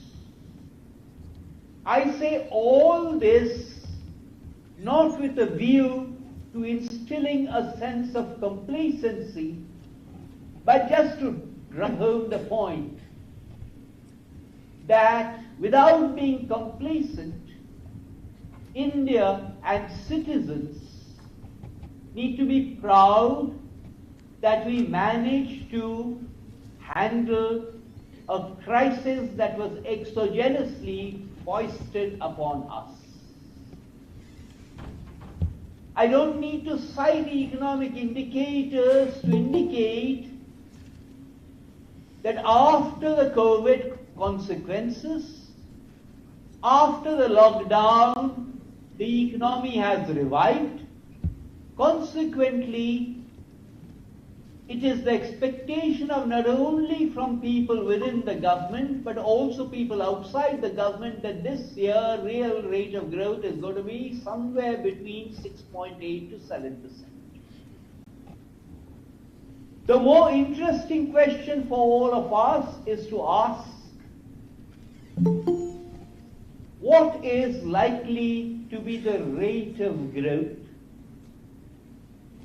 in the medium term? With the budget shortly due, what is going to be the real rate of growth in 23-24? Now that we are talking about Amrit Kaal and the template for the next 25 years, what is going to be the rate of growth for the next 25 years? What is India going to look like in the year 2047? These are some of the questions all of us as economists, as members of that fraternity, authority, as econometricians, we should seek to answer. The pandemic may have passed, but there is still a lot of uncertainty around in the world. There's uncertainty because of what is happening in China. There is uncertainty centered around Russia and Ukraine. There is uncertainty around the growth prospects in Europe and even in the United States. This uncertainty means two different things. Firstly, it means that since India is not insular, since India is not insulated, India will also face the volatility. The forex market will face volatility.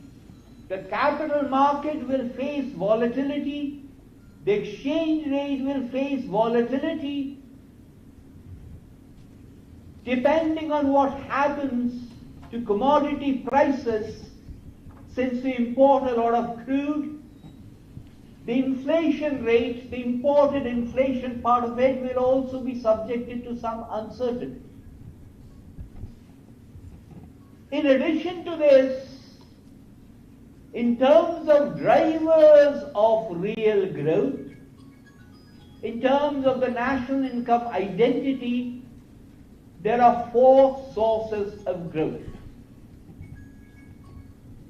There is consumption, there is private investment, there is government expenditure, and there is net exports. I've already briefly mentioned the reason why the global scene, at least in the immediate medium term, does not seem to be that rosy.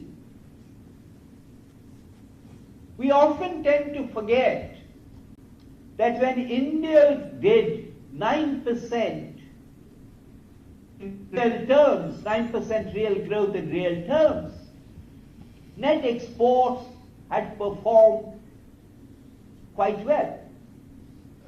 We tend to forget that the export GDP ratio, in fact the trade GDP ratio in India is very high. If the global scenario is not that benign, if the WTO is stuck in a limbo, if protectionism surfaces, then it is unreasonable to expect that net exports, regardless of what we do in terms of improving our supply side, it is unreasonable to expect that net exports will be a major growth driver. So the question to ask is what is likely to happen to the other three drivers: consumption, investments, and government expenditure. I'm not going to give you my answers to these because that is not quite relevant. What I am posing for you is that we need to ask these questions. What drives C? What drives the discretionary part of C? What drives investments, both domestic and foreign? What does one need to do to increase the savings rate in India, by which I mean the household savings rate? What does one need to increase the investment rate? What does one need to do to not only increase domestic investments but also foreign investments? I do wear a hat as chairman of the Economic Advisory Council to the Prime Minister, but I'm not going to tell you the government point of view because there are other forums for stating that. What I am stating before you is that we need to answer these questions. What is the incremental capital output ratio in India today? As a result of the government's initiatives, which can broadly be described as supply-side reforms, is there going to be efficiency? Does that mean that the efficiency of capital usage will improve? Does it mean that the incremental capital output ratio will come down? What does that mean for the real rate of growth? I mentioned 2047.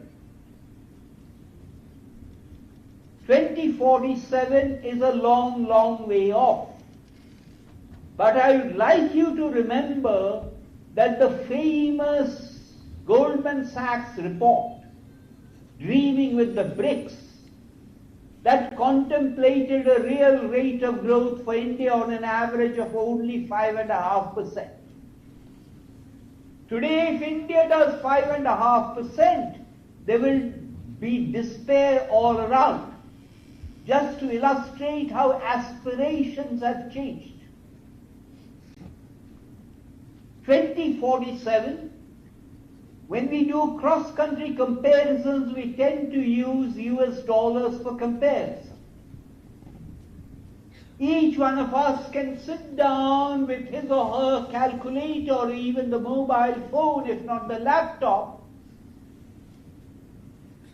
figure out assumptions about the real growth rate, figure assumptions about the inflation rate, figure out assumptions about the behavior of inflation and the rupee dollar rate, and do your own calculations about what the per capita income is going to be like for India in 2047. 5.5% led to that phenomenal increase in per capita income as per the Goldman Sachs report because of the exponential nature of the growth function. So if you sit down with your calculator, you will find even with the most conservative nature of assumptions, in the year 2047, India will have a per capita income in today's dollars of something like 10,000 US dollars, if you are conservative. The aggregate size of the GDP will be approaching 20 trillion US dollars, more like 17 or 18, with conservative assumptions. So India, therefore, will be a vastly transformed society. If we cast our minds back 25 years ago and someone asked us, what will India be like 25 years? Most of us, if we made projections, would have gone wrong. Exactly similarly, 25 years from now, we don't know what's going to happen, but it's fairly obvious that regardless of the assumptions, India will belong to the middle income category. It is difficult to give a precise definition of what developed economy means, but if one takes developed economy to mean a per capita income of 13,000 US dollars or thereabouts, India will fall a little bit short. It's fairly obvious that as per UNDP's ATI, Human Development Index, India will move to the high human development category. It is fairly obvious that with a constant poverty line, by which I mean the Tendulkar poverty line, the poverty ratio in India will be down to about 7% or thereabouts. But the question that remains for all of us as researchers is, what does India need to do to raise the bar even higher? To raise the bar from, let's say, a real rate of growth of 7% to a real rate of growth of 8%. I'm not talking about 9% and more because of what I said about the external world. What happens at the all India level is really an aggregation of what happens at the level of states. If you leave out the railways, central highways, telecom and defense, it's an aggregation of what happens at the level of the states. I think a lot more research needs to be done at the level of the states. Different states are at different levels of development and therefore their sources of growth will be different. But the fact of the matter is that to raise our growth trajectory, we need to reform land markets. When I say reform land markets, I mean reform land markets in all of its various dimensions. Much of agriculture cannot be reformed until we make land markets more efficient. Land markets cannot be made more efficient unless we have proper titling and surveys.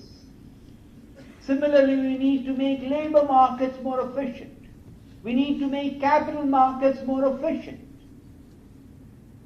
The 1991 reforms and whatever has happened after that can be interpreted as competition. Textbook definitions of competition will say competition means not only free entry, it also means exit. So the exit will need to happen also. And one of the reasons why there have been problems with implementing the IBC is often promoters have been reluctant to exit. But exit is part and parcel of all competition. When we discuss the national educational policy, we tend to think of entry. But if competition is both entry exit, then many of the institutions of higher education will also have to exit as a result of that competition. The government has done a lot in terms of improving ease of living and ease of doing business. But as part of our discourse, we need to figure out what is the government. What does the government need to do? As economists, we talk about delivering public goods, and I'm not using the expression public goods in the classic Paul Samuelson sense. I'm using it in the sense of areas that require government provisioning and government financing because of market failures. Public goods in that sense. These are optimally delivered at a certain level. Above that level and also below that level, there are economies of both, there are diseconomies of both scale and scope. So when we think of decentralization, it is not just fiscal devolution, it goes beyond that. And when we think of decentralization, it is not just the union state. It is decentralization and devolution also within states, because many of these public goods are provided by local governments. Therefore, when we think of these, we also need to think about the 7th schedule of the Indian Constitution. Indeed, we need to think about the Government of India Act of 1935, on which the 7th schedule and much else of the Constitution is also based. Not only do we need to think about the layer of government at which these public goods are best provided, we need to think about how the government raises the resources.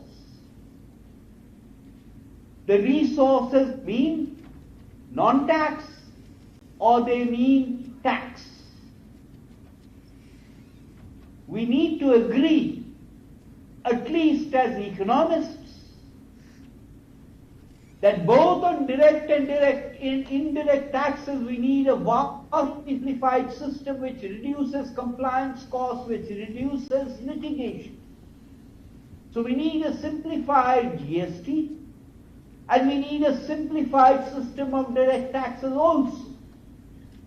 These are some of the areas on which I think all of us together should think.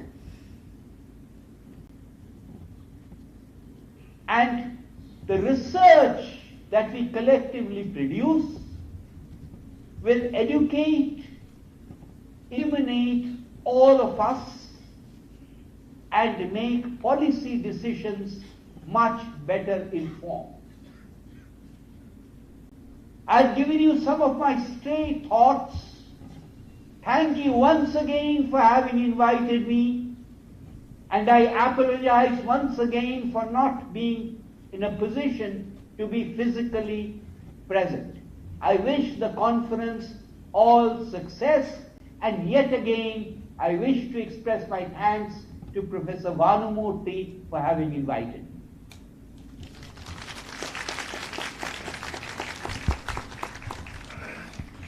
From all of us here, sir, we thank you deeply for taking out your valuable time to address us. You've left us with your insightful words and you've posed some thought-provoking questions to us. There were a lot of important takeaways for all of us indeed. So I now request Professor Bhanumurthy to offer the vote of thanks.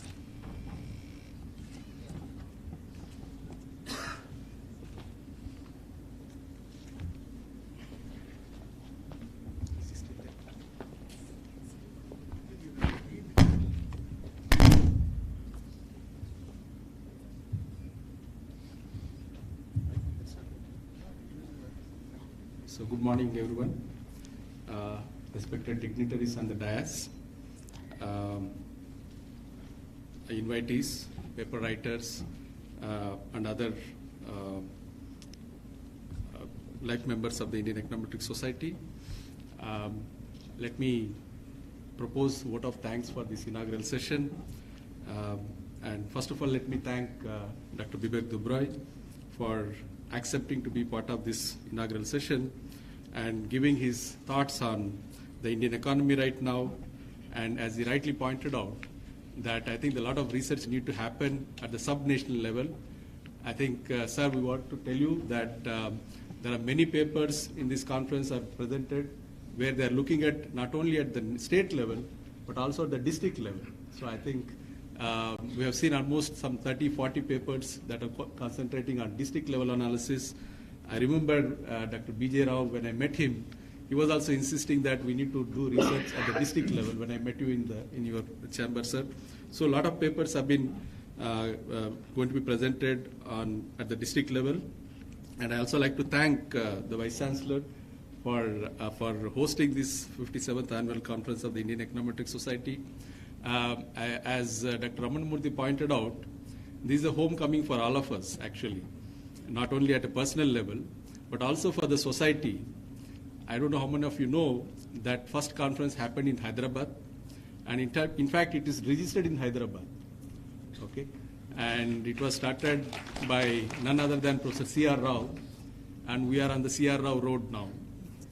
Okay, this road is called C.R. Road, and we are glad that we are here. And I think this is the fourth time we are on this campus. And personally, for me and Professor Ramchandran and others, it's actually homecoming. And it's also a very emotional event for all of us that we are part of this 57th annual conference. I would like to thank Professor Panchamukhi sir, who has been our source of inspiration and support and guidance. And Professor K.L. Krishna, all of us know that he is the best teacher that India has produced on Indian econometrics. I think we are blessed to have people like Professor Panchamukhi and Professor K.L. Krishna for this conference. I also see Dr. Y.V. Reddy sir has just joined. He is also our past president. We'll see past presidents. Dr. Burman is here, Professor Chitre, and Professor Anand just joined. He's been relieved just now from UPSC. So thank you so much for joining us. And we also see a lot of invitees, special invitees. Dr. Sudipto Mandal is here, Professor Mahendra Dev, Professor Biswajit Chatterjee. So we have a lot of dignitaries, those youngsters who are here. I'm sure this is a big treat to all of you that you have very well-known, reputed econometricians of this country are here. And added to that, we have Dr. Nitin Desai, who was personally was my chairman. Now he's chairman to my wife. So thank you so much, sir, for accepting to give this Sukhumai Chakravarti Memorial Lecture. This is the third Sukhumai Chakravarti Memorial Lecture that's going to happen after the tea break. And I also want to add one more thing here. As part of the Indian Econometrics Society and Trust, we have been doing a lot of activities. And last year, during the COVID, we started Professor C.R. Rao Centenary Gold Medal under the guidance of Professor Panchamukhi and Professor K.L. Krishna. In fact, we had this event last year. We had a live event. In fact, Professor C.R. Rao himself was there, a part of this event. He sat for 1.5 hours at the age of 100. It was a very memorable event. I know it's not the place to say, but I thought I would like to share to all the people here that we started this Professor C.R. Rao Centenary Gold Medal, and first year it has gone to Dr. C.R. Rangarajan and Dr. Jagdish Bhagwati, and we had a very memorable event. Like this, we have many more activities that's happening, and I request all of you to be part of this Econometrics Society. And I also like to thank Professor Ramchandran, who is the president of this Econometrics this year, for helping us and guiding us the whole year activities. And I'd like to thank Vice President Professor M.P. Bejborwa here, Dr. Shanmugan, my friend. And I also like to thank the local organizers. Again, Debashish, I don't know where is he. In fact, he is my senior, immediate senior, but he has been my good friend and well-wisher for almost 3 decades right now. And Alok, again, is a young man who is also very active and helping us in this conference. Raja Setudurai, Jajati.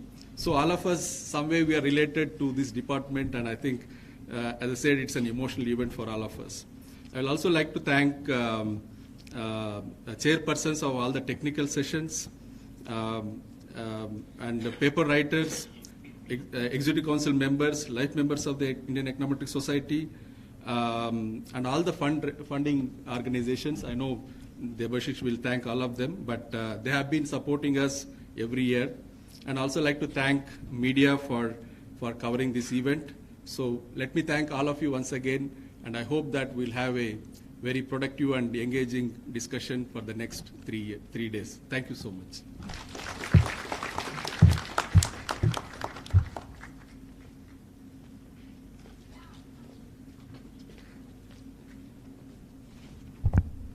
Dear guests, we will now take a short break. Kindly proceed outside for high tea. And I request everyone to come back strictly in 15 minutes by 12:20 for Professor Sukhamaya Chakravarti Memorial Lecture. Volunteers would help you go outside.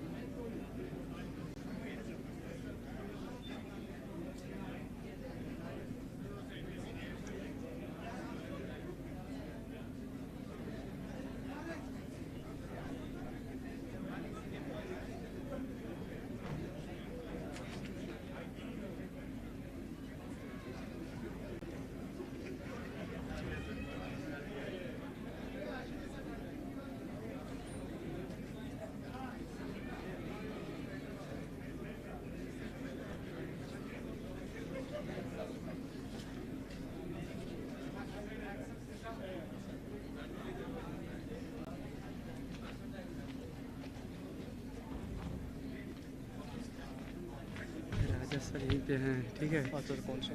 अच्छा वो Rajasthan pink वाले नहीं नहीं वो pink वाली नहीं वो दिख रहा है तो पहले तक नहीं देखा है इकोटिक्स वाले को। अच्छा अच्छा हाँ हाँ तो उनको जानते हैं तो कितना एरोगेंट है हाँ, तो उनको बाहर जानते हैं उसके हाँ, बाद। चलो बाद में भी तो खाली होने में बात भी कर सकते हैं। हाँ वो मतलब इवेंट खत्म एक्चुअली होने हम लोग देख ये है हाँ, हाँ। हम लोग कभी भी आ सकते हैं। अच्छा अच्छा event ठीक खाली है ठीक है बंद। मैंने मुझे वही लगा था खाली है। क्योंकि अभी कितना बज रहा है आई थिंक इसके बाद ना 2 तक एक तक है। कितना हो गया? एक सेकंड अभी तो टाइम 12 बज रहा है, ठीक है। तो आई गेस 20 मिनट अभी फिर स्टार्ट होगा ये। हाँ 2 तक है फिर ये 2 तक है। ठीक है फोटो तो लेना ही है। हाँ तो चलिए उसके आओ। बाद में ले लेंगे फिर। हाँ ठीक है। तो मैं इनकी ब्रेक में लेके आता हूँ। टी ब्रेक की We've not answered now. Okay, you don't know. There's a bag belonging to Professor K.L. Krishna which is misplaced here. Anybody who has taken it by mistake or sees it around, please let us know.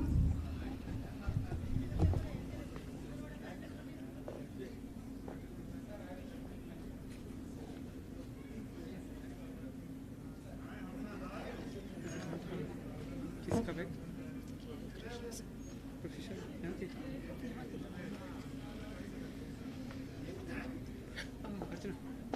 Archana Amrita sorry हम first day मिले थे और जिस दिन meeting थी हाँ financial अरे यार बहुत लोग I know.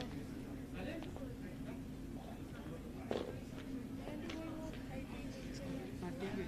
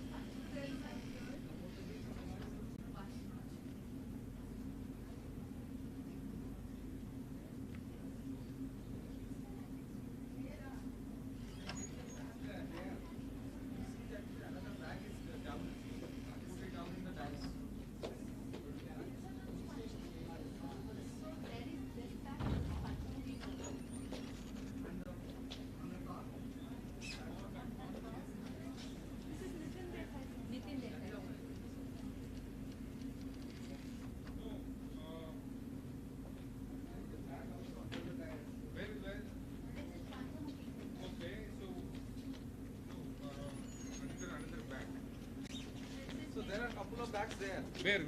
In that corner. Which corner? This one is our some student, right? So I know that bag. Oh, these are students. No.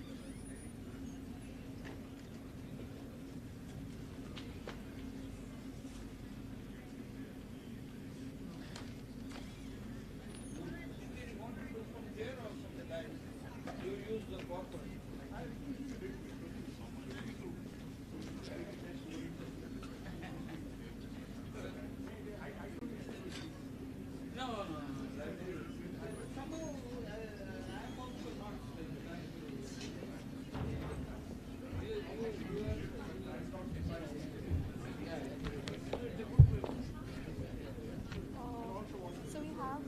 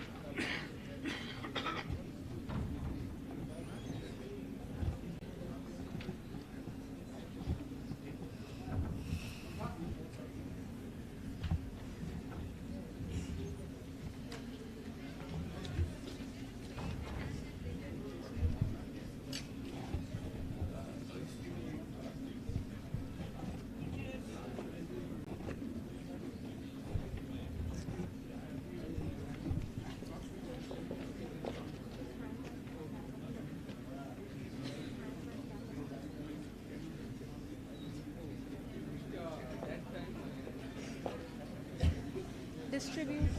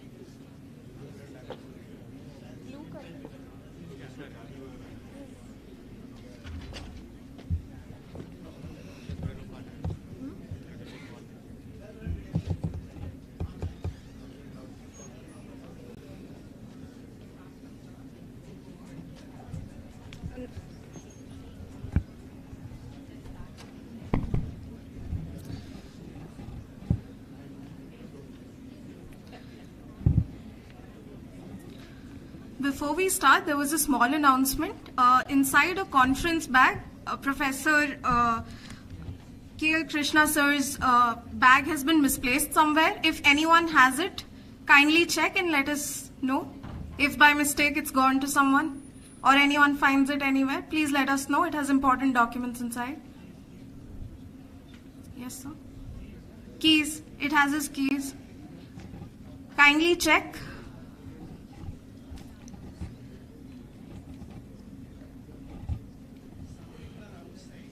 Yes, so we'll announce it again. No issues.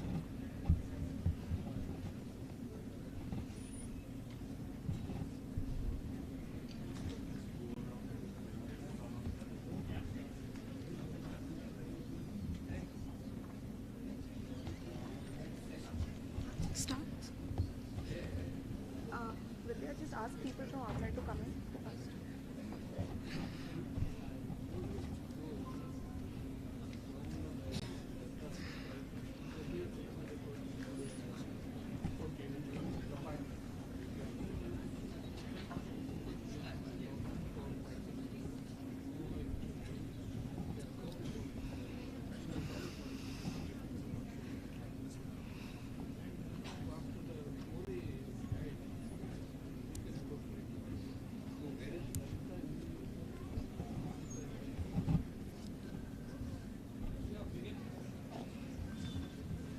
Yes.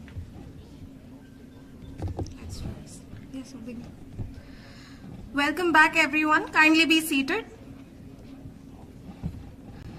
Now we will commence with the esteemed Professor Sukhmay Chakravarti lecture. For this, I humbly welcome and invite onto stage Dr. Nitin Desai to deliver this lecture, as well as the chairperson of TIES, Professor V.R. Panchmukhi.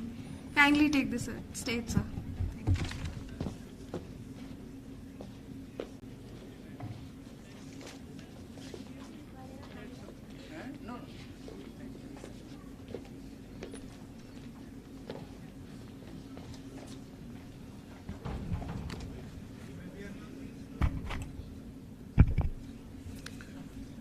Friends, welcome to all of you to this post-inaugural session, first session, very prestigious session, Sukhmay Chakravarti Memorial Lecture. And we are privileged to have a distinguished personality like Professor Nitin Desai, who had the opportunity of working very closely with Professor Chakravarti, sharing his thoughts and intimately interacting with him. Let me first of all wish all of you Happy New Year. We are blessed to have our annual conferences on the eve of the New Year always, and wish everyone the New Year of not only material prosperity, but also intellectual prosperity and spiritual prosperity. And we were very unfortunate, as our friend Bibek Dobrai dealt with the issue of pandemic and our successful handling of the pandemic throughout the year. We could not hold the conferences. We deliberated on whether we should hold the conferences online, but even then that was not considered as feasible, so we could postpone the conferences. Only 3 years ago we had one conference in, as you know, in Madurai, and the first Sukhmay Chakravarti Memorial Lecture was delivered by Professor C. Rangarajan, the veteran, the guide, and the philosopher, and the Bhishma Pitamaha of our professional activities in the country. We had not got the occasion of holding the memorial lectures. I should briefly mention in one or two minutes the background of this memorial lecture. We had a Sukhmay Chakravarti Memorial Trust, and Manmohan Singh was the chairman, and I had the privilege of being the vice chairman. And this was started with the financial support of the Netherlands government actually. Netherlands government insisted that we must commemorate the stalwart here and we will fund. So we had a very huge responsibility of conducting the activities of the trust. But earlier, Mori, Lalita, and all of them were handling, but in between, it became a little defunct, I should say. And in fact, the accounts were closed. The bank froze the accounts and the activity was not there. We were deliberating on how to revive. There was a view that we must forget about it. There was, frankly speaking, some people said what to do. But some of us took the view that we must revive it and we cannot be oblivious to the responsibility given by us by the Netherlands government. And after a lot of deliberations in the residence of Honorable Dr. Manmohan Singh, at his residence, we decided to merge the trust with the Indian Econometric Society Trust, of which I happen to be the chairman right from its inception. And therefore, the idea was to hold annual lectures, or sometimes maybe once in 2 years, in his honor, some event, and we must commemorate him. I will not give much details about the introduction to Professor Chakravarti. The youngsters sometimes do not know the name of Mahalanobis, Chakravarti, V.K. R.V. Rao, a number of stalwarts of those days. But all the earlier generation people considered these stalwarts as the demigods for the intellectual world. And I had the privilege of working very closely with Professor Chakravarti as the chairman of the Research and Information System for Non-Aligned and Other Developing Countries. And in that capacity, I was in very close association with him. He used to come to RIS every evening. The development of the library of the RIS owes a great deal to Professor Chakravarti. Whenever he was having some problem with the government, with the minister, with the issues there, he would telephone to me, Panchmukhi, I am coming. So keep me those thick biscuits of India International Center specially for me. He was such an intimate friend, and the moment he comes, he goes to the library and find out this book is not there, that book is not there, make our library rich by his contributions. Our M.R. Agarwal, who had a conference, he was the vice chairman of the RIS, and there also I had the privilege of working closely with him. And the we had Chakravarti, we named the library of the RIS as Chakravarti Memorial Library, and Dr. Manmohan Singh had come, and I was also present. And Manmohan Agarwal prepared a very good account of his profile, and I think that is going to be circulated, possibly, or put on the notice board or something. So I will not. But we lost him at a very young age, 56 years, and by that time he was known as a great stalwart of economics, econometrics, planning models, and so on. I recall for the 5th five-year plan, if I am not mistaken, it was he who started the capital output ratio. Earlier we used to derive the capital output ratio by pro rata allocating the capital according to the input-output coefficients. But I think he did for the first time first-rate capital output ratio, and he made a lot of contribution. Only one point I should say in introducing Professor Chakravarti. He did his PhD in Netherlands School of Economics, and Jan Tinbergen, with whom I had the privilege of working while I was in Bangkok, a great rishi of the intellectual world, and he made a remark that when Chakravarti came to me, he came as a student, but he left me, when he left after completing his PhD, he left as my teacher. That is the greatest compliment or credit or tribute to be paid to a stalwart. Now we have Dr. Nitin Desai to deliver this lecture. We had earlier Professor Angarajan, as I said, last year in Madurai, but this time we have pinned down Dr. Nitin Desai. And again, I don't need to say much about Dr. Nitin Desai, because he is also a very known figure in the environmental issues. Brundtland Commission owes its completion because of him. He was the highest position Under Secretary General in the United Nations. And I should have a personal note on my links with Dr. Nitin Desai. It was in 1986 when he was appointed as Under Secretary General of United Nations. And by that time he was convener of the World Economic Congress. And he had to leave.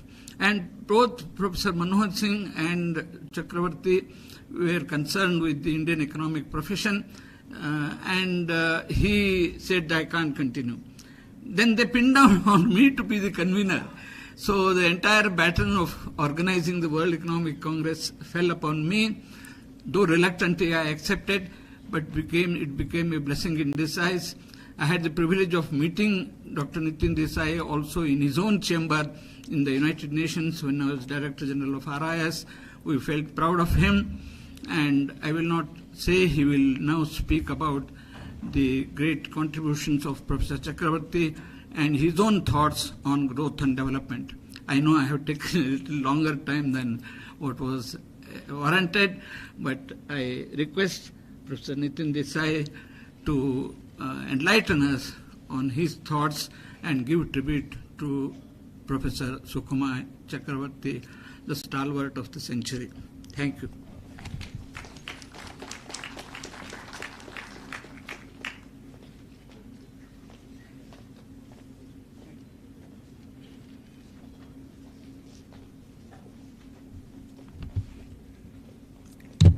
Thank you very much, Panchmukhi Saab.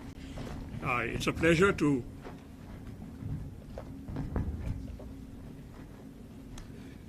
Mobile number sir sir mobile वाला लगा दें बीच में आएगा।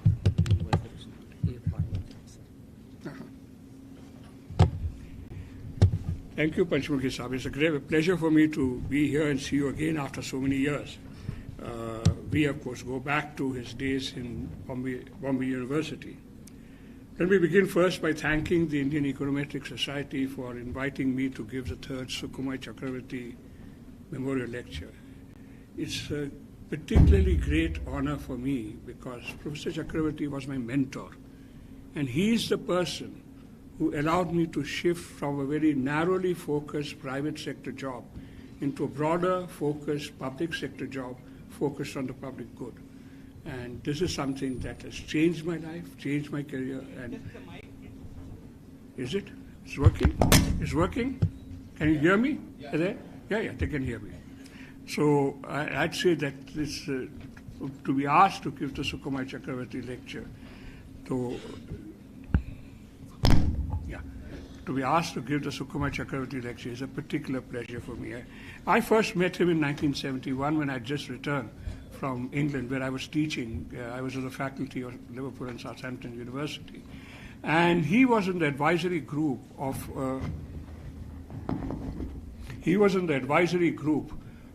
a project that I was doing for the CITCO on the Twin City, on the economics of the Twin City. And I think what impressed him was a very formal approach I took to the project, and the way I sort of done it in a very formally clear way, and that impressed him. So when he became a member of the Planning Commission in 71, I think, when the new government, Indira Gandhi government, took over, he invited me to join the commission, and I joined him, and we were there together. He left the commission in 77, but he then came back into the government system in 1981 when the new government under Indira Gandhi set up the Economic Advisory Council to the Prime Minister. And there were, again we connected because he made me the secretary of the Economic Advisory Council. So I have had this connection with him, and I therefore am very grateful to the TIS for asking me to do this third Sukhumay Chakravarti Memorial Lecture. He was an intellectual giant, not just in the subject of economics, but in a very broad range of subjects. And I remember there was a lecture which was being given in Delhi by a French biologist, Ilya Prigozhin, who had come to the conclusion that determinism was not correct because of the irreversibilities and uncertainties in the thermodynamics area that he worked in. And he gave a lecture which was quite complicated, and very few people could understand it. The only person who understood it and asked really relevant questions was Professor Sukhumay Chakravarti. He was a very broad-ranging mind. But let me focus on what I wish to talk about, and that is a seminal contribution on connecting growth theory and development policy. He did that in many ways. When his original work, when he was his PhD, which was published as Capital and Development Planning, with a foreword by Paul Samuelson, and the papers he wrote in the early 60s when he was in MIT were essentially on theory, growth theory. They were about optimal savings and so on. But what he wrote after he had worked in the Planning Commission, what the articles that came out in the 80s, which are mostly lectures which were converted into articles in various journals, etc., were focused much more on the connection with development policy. And what you get from those the articles that he wrote in the 80s is his thinking about the usefulness and effectiveness of growth theory, if it is effective in understanding development options and so on. And this is what he chose to do a great deal of. One of the things that he did, which was a key to his explanations in the bits that he wrote in the articles he wrote in the 80s, is the key difference between what you could call the post-Keynesian or neo-Keynesian and neoclassical approaches to growth and understanding of growth. And he dealt with this in his Erasmus University lecture, I think in 1986. And I put a quote, what he comes up with here, that how he explains the difference in terms of how the neoclassicals would look at the two gaps, savings and balance of payments gap, and how the neo-Keynesians would look at it. So as he said, the neoclassicals would say that one is unable to restructure the production to eliminate the two interdependent gaps, savings and balance of payments, because one is not willing to set prices right. And the post-Keynesians, he called the post-Keynesians, for these days I call neo-Keynesians, that the fundamental cause of this financial imbalance lies in the fact that countries are unable to restructure their production. And one is then unable to restructure production because of social and political constraints. And the emphasis on connecting financial flows with industrial policy also comes out in a very interesting footnote he has, because he wrote this at the time when there was a debt crisis or rife. I believe that the appropriate discussions on industrial policy must complement discussions on the potential recycling of financial flows to help developing countries. His preference for the development planning in India was clearly post-Keynesian. But there's another dimension which I would like to stress. And this is his belief that Marx and Schumpeter, two people with diametrically opposite political views, Schumpeter was terribly anti-Marxist, but he thought that Marx and Schumpeter gave us a much better understanding of growth dynamics. And I would strongly recommend, if you can ever get hold of this book, which was based on a lecture he gave in Calcutta to the Center for Social Studies there, on alternative approaches to the theory of economic growth, Marx, Marshall, and Schumpeter. And Marshall he tends to dismiss, but basically Marx and Schumpeter is what he focuses on. I'm saying this because I'll be coming back to this towards the end. But he also did not see theory as a forecasting tool. He did not see growth theory as something which will help you to forecast things.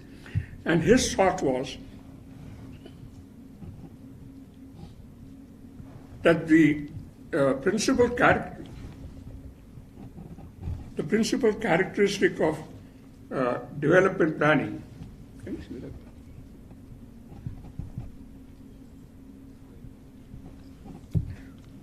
he did not see this, sorry, I didn't put that slide in. The principal characteristic of development planning is not prediction, but of determining policies and control that will allow you to attain certain goals. He did not see growth theory as a prediction tool, but as a tool which should help you to plan for development, and hence I picked this theme of growth theory and development policy. He certainly recognized the importance of planning, but he did not see planning as a command and control tool. In fact, he saw it as a way of instrumental interference in the control mechanisms. And in fact, in an 80s paper, he openly talks about the fact that you have to rely on markets. As he says, it may of course be true that in regard to problems of plan implementation, the market mechanism will have a greater role to play than assumed earlier. However, to treat the market as an instrument of plan fulfillment is a different thing from treating the market system as the sole provider of relevant economic signals, including choices between present and future consumptions or other related issues. So it was not that he said you can't have a market system. What he said is you need instrumental interference in the market system if you want to realize your development goals. And you can see this open-minded approach in the report that which was on the monetary system, which was done, I think, in '82 for the RBI, where he spelled out a mechanism on monetary policy, which is still today considered relevant. In fact, the goal, 4% goal, goes back to that report now. And that's when the report was first. I want to just go on for a little bit to show how open-minded he was in terms of the challenges of development. And I want to quote some of his other statements. One statement which is very important is a statement which emphasizes that in today's world, the challenge of growth is not natural resources, but the knowledge base of the economy. And that's why this quote from one of his articles is, I believe that today material capital is losing out in relative terms with regard to human capital. Once upon a time, it was assumed natural resources were the key to development. Coal and iron were supposed to be the sinews of economic growth. I'm not suggesting they're no longer important, but organization, motivation, and creativity would appear to me to be just as important, if not more.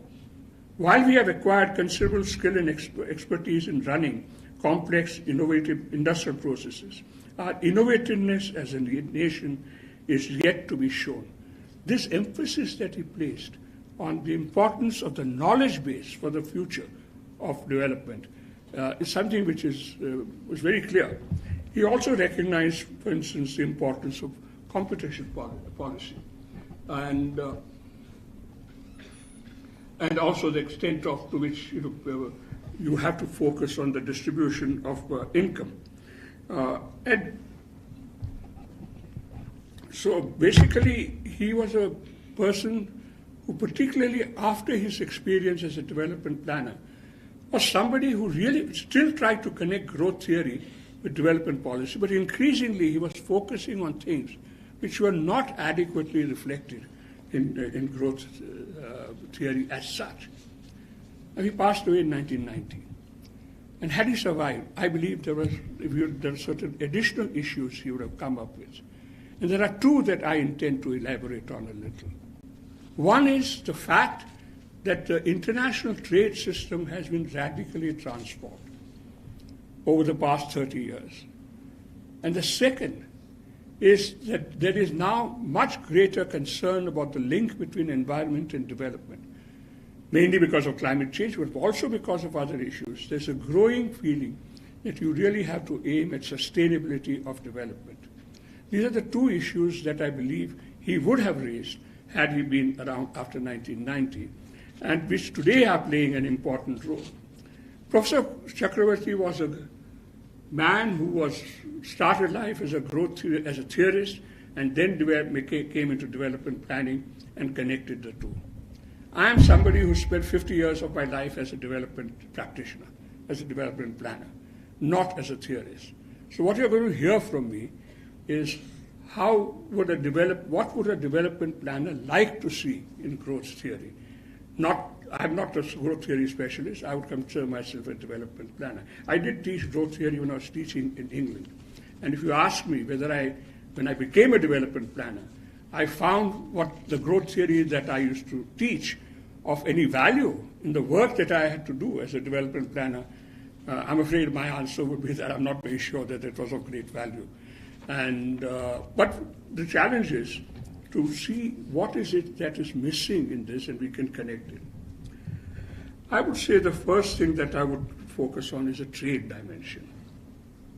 And if you see one thing, over the past 30 years, there's a growing importance of trade in countries like China and India.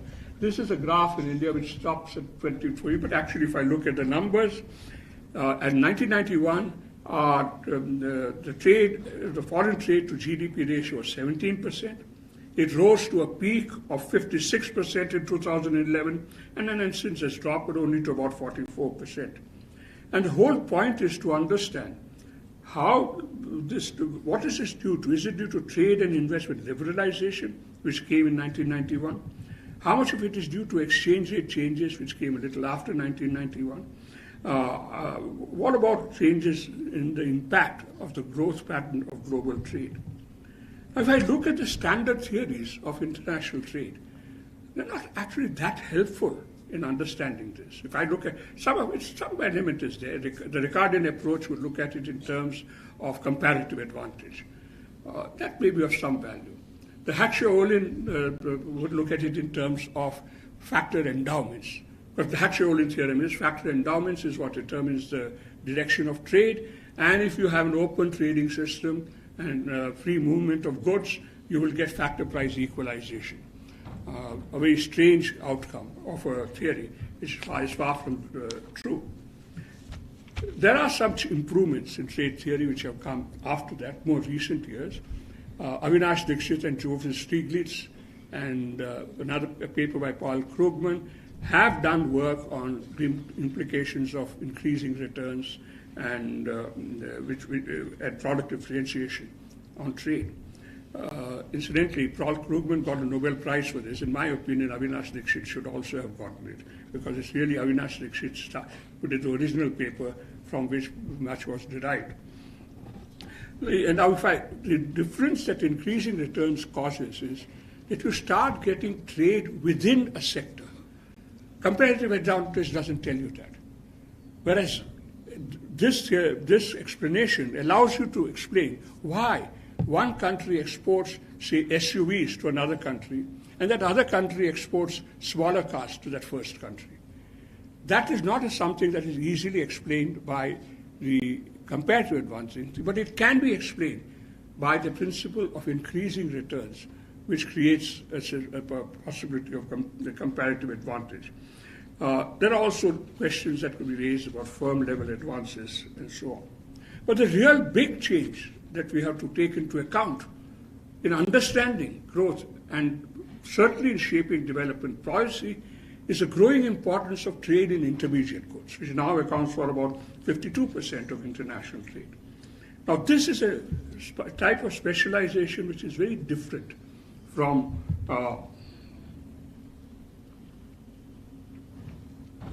this is a pattern that you'll see. And you'll see that the growth that you'll see in trade, the gray lines, are almost entirely attributable to the trade in intermediate goods. Yes, the trade in final goods has also increased, but the big change is the trade in intermediate goods. And what we call them, what is being called these things, is the global value chains, where you have an integration of a global market. There's a global market for brands and technology differentiated products like iPhone, or like mobile phones or cars or computers, that lead to a commercial link between the designer and the marketer of these goods and the lower cost suppliers of components and assembly services. Typically, you'll find that developed countries are the places which are in control on the technology and the marketing, and the emerging markets are the ones which are component suppliers and assembly providers. Now, the classic example of this is, of course, the iPhone. If you see the iPhone, it has 178, my iPhone is lying there. Now, that iPhone, 178 components, and it comes from 200 different suppliers in 26 countries. There's an estimate, 2010 estimate, which is probably still true, that if I see how much I paid for this iPhone, 58.5% of what I've paid for the iPhone accrues to the people who are responsible for the technology and the marketing, which is the Apple company, which does not manufacture any part of the phone. The phone entirely consists of components manufactured mostly in emerging markets and assembled also there. Most of it a lot of it in China. Now it's coming up in India also, in Tamil Nadu particularly. And you see that they get 58.5%, about 14.3% accrues to suppliers as profits. The laborers who are involved in manufacturing the components and in the assembly operation account for only 5% of what you and I pay for our iPhones. And the cost of materials is about 21.9%, as it says. And not only is this supply chain depends on the cross-border flow of capital and technology. If today China has a company which manufactures millions of iPhones and employs 100,000 people, it is based on the flow of capital from Taiwan through Foxconn, China, and the flow of technology from Apple to that company. So it's the flow of these things which are really very important. The other big flow that I would like to stress is the growing importance of cross-border factor flows. You see these numbers and see how the foreign direct investment and remittances from migrant labor, etc., have shot up over these from the past 30 years. And we need a better formulation of trade and growth, because these financial flows can affect exchange rates and trade in a manner quite different from the impact of product trade. You take India, for instance. In the average over the 20 years beginning to 2004, the net inflow, the money that came in, the dollars that came in to the net foreign investment amounted to nearly 16% of exports. If I look at the remittances, they amounted to nearly 25% of exports. And between the two of them, they're 40% of exports. So the impact on the exchange rate is very serious in terms of flows, because they amount to a fairly large proportion of the foreign exchange inflows that are coming in. I noticed today that in the paper Dr. Ramchandran had read, he had taken that into account. One of his variables was the net inflow of foreign in investment. He had also had a measure of the adequacy of reserves, which included one which was relating reserves to external debt. But it's not something that is adequately reflected in the way growth trade theory is designed, and nor is that trade theory adequately integrated into exports. Now, I'm mentioning this because as a development planner, if you're today planning, you have to take that trade dimension and the factor flow dimension into account, but it's not adequately reflected in the growth theories which we will teach to all the students and so on.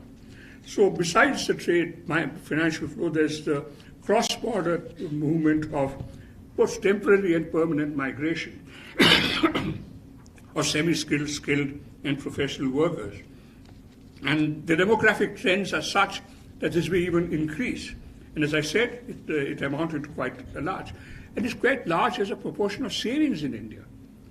Remittances amount to 35% of household financial savings. That is, if I take the ratio of remittances to household financial savings, is 35%. That's a very large number. And the rising dependence of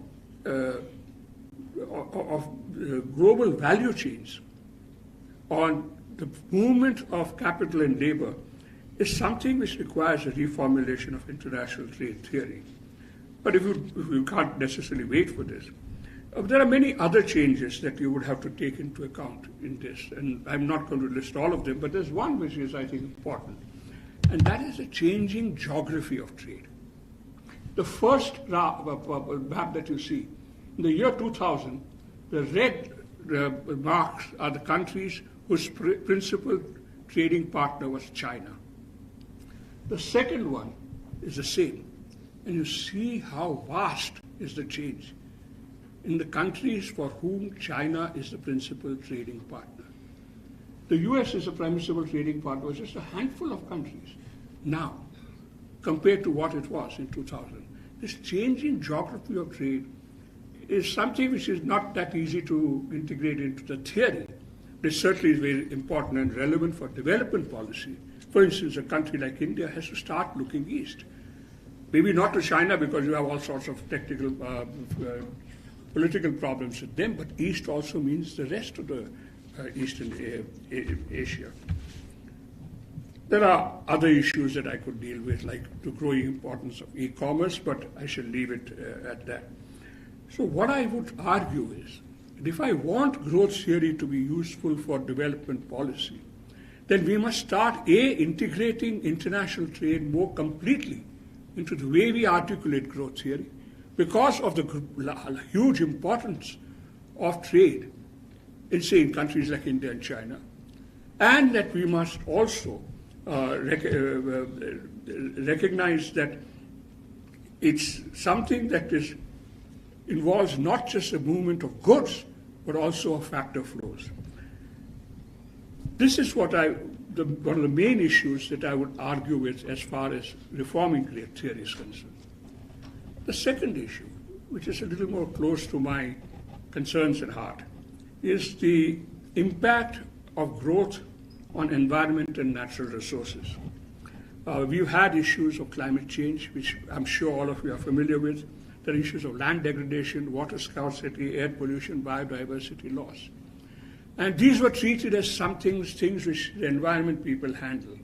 But increasingly, certainly as far as climate change is concerned, in countries like India, also include issues like land degradation and water scarcity, are having an impact on development, and there is a growing desire to see how one can integrate these two. Now, this aspect of how integrating environment and development and was really discussed in the World Commission on Environment and Development, and as you've been told, I was involved in that, and there is a piece that I'm not going to elaborate that, where why did I introduce that concept into the system there? It was mainly to reduce the battles between those who thought development was the most important thing and those who thought environment management was the most important. But you can have a look at the note that I wrote for the commission, which led to their accepting the sustainable development idea. And I would have certainly argued that that was done more from the point of view of getting people to agree. And there are dimensions like how do you discount the future? How do you take into account uncertainties, which are probably not adequately handled there? Now, it's true that the standard models of growth, whether they're neoclassical or Keynesian, do take natural resources in some sense into account, usually as an exogenous factor. But they do not integrate the interaction of environment and development, which is what sustainability requires. Their focus is very much on the impact of investment on production, of this growth, and as a function of changes in labor and capital and technology. And the focus is on GDP as conventionally measured. What we need is an approach to understanding growth that takes natural resources and environment on the same footing as manufactured capital and labor. And how do we do that? If you look at sustainable development, it is basically a welfare concept. And in welfare concept in the sense that you should evaluate all development. In fact, you should, any optimizing growth theory must look at optimization in terms of intergenerational well-being. And since the Brundtland report, some work has been done, and two people who are particularly prominent in this is Kenneth Arrow and Partha Dasgupta. Partha Dasgupta particularly has been a very active player in this book. Now, one of the papers by Arrow and Partha Dasgupta argue, and this is a crucial thing, that intergenerational well-being would not decline over a specified time period if and only if a comprehensive measure of the economy's wealth were not to decline over the period. Basically, what they argue is that normally when you talk in terms of social welfare of an action, development action, you look at it in terms of discounting the future in terms of social value of what is produced, social value of what is used. Their argument, which they prove very carefully, is that this is identical to saying that you must look at the goal of development in terms of comprehensive measure of wealth. And will your actions increase that or decrease that? Is what the measure would come. So if you can evaluate investments in those terms, but the measure of growth and development must be a measure of the comprehensive measure of wealth, a wealth which will include This is a Brundtland report. A comprehensive measure of wealth which includes manufactured capital, I've listed some items there, human capital, and natural capital. Your normal production functions that you tend to use show output as a function of labor and capital and treat technology and natural resources as external factors, exogenous factors, and so on. I think.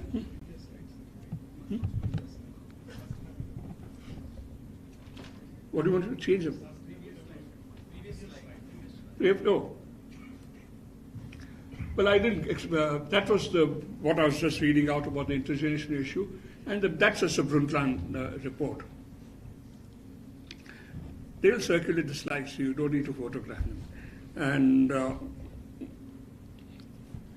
the evaluation of comprehensive capital has to be done at shadow prices which reflect the impact of changes in these things on intergenerational well-being. But that's a technical matter, and you can go into that. And the importance of human capital, of course, goes a little beyond its impact on the intergenerational well-being of and so on. It is also itself a dimension of consumption which can be and should be taken into account in measuring individual and social well-being. Now, one implication of this is that the focus of policy should not be on the flow of national income, it should be on the stoke of comprehensive wealth. And Professor Dasgupta was involved in the committee which was set up. I'm very happy that Mr. Anant is here. That committee produced a report in 2013 on under the National Statistical Commission on a system of national accounts which would measure the, if you like, national account system in terms of a measure of wealth. It has not been implemented, but even the report itself was a little guarded on how it should be implemented, and I'm sure Mr. Anant is here and is aware of all that. But just measuring outcomes, measuring the outcomes of growth only in terms of sustainable, in terms of comprehensive measure of wealth is just one step. You also need to have a policy which addresses resource use. And these are the three elements that the Brundtland are there in the Brundtland Commission and in the report, the note that I wrote for it, that if something is critical for the maintenance of life, then all human activities should be avoided to avoid endangering it. Second, renewable resources should be exploited in a manner so that you are always replacing that renewable resources. The rate of depletion of non-renewable resources has to be done in such a manner that you take into account the possible availability of technologies for minimizing depletion, the likelihood of substitute sources, recycling, and things of this sort. And these should be applicable not just to resources which have market value, but to all resources which are relevant for human well-being. For instance, air pollution and air quality, which today is not priced. But you must take that into account in your measure of comprehensive wealth. So this is the issue that one would say from sustainability perspective. There are other issues that I would pick on in order to take this into account. But they are not things which can be easily integrated into a measure of intergenerational wealth equity that easily. One is technology advances. They are usually treated as exogenous in most growth theory models. There are some exceptions, like Arrow did one on learning by doing. But in reality, it's not. If you look at the reality, how technology advances, it is driven by the way the economy is operating. It's significantly influenced by the pattern of growth, official incentives, cost considerations, and it's certainly true of corporate investments in R&D. So you have to endogenize technology. Yet another element which is important is the consequences or level and distribution of income between households or between wages and profits. And there are certain instances where macroeconomic analysis has included the factor in income distribution, that is, distribution between wages and the profits. I really want to move on to the end, which is what is it that I really require? I would say what I really require is integrating development experience into predictive and optimizing growth theory. And this requires an approach of difference. Like, as Professor Chakravarti emphasized, between the neo-Keynesian and the neoclassical approach. Now, the key difference between the two, this is a core element of sustainability, which I will not elaborate. The key difference with the neo-Keynesians and the neoclassicals, as far as the neo-Keynesians are concerned, investment is a determinant of income and savings. If you remember your classical macroeconomic models of the Keynesian type, it is the level of investment which determines income, which then determines savings. Neoclassicists, savings is converted to investments through the market, through the interest rate. Second difference, demand changes is a driving force of economic dynamics of neo-Keynesians. Supply factors are the driving force of neoclassicists. The third difference is neo-Keynesians tend to emphasize instrumental interference to influence allocations. The neoclassicists rely primarily on market prices.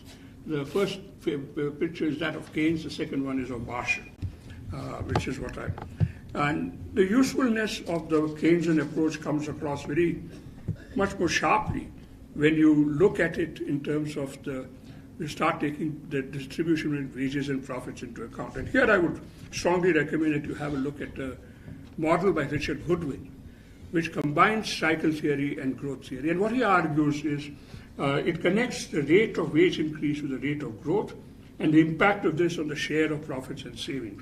So if growth goes up, the wages go up, that reduces profits, reduces investment, and therefore lowers the growth rate, which then lowers the wages growth rate, increases the share of profits, and leads to a rise in investment and a rise in growth. And that's a very interesting thing. You do have a look at it. The neoclassicists assume that savings are automatically invested at what I have to examine. Broadly speaking, basically, the neo-Keynesians emphasize demand growth, and the neoclassicists emphasize supply growth. And the importance of instrumental interference of public policy, which I had already mentioned earlier. In many ways, one can combine these things.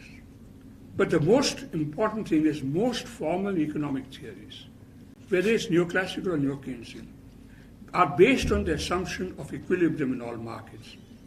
But in my opinion, growth is better conceived as a product of disequilibrium, investment being stimulated by unfulfilled demand, new products leading to disequilibrium in markets, factor market shortages and disequilibrium leading to process innovation.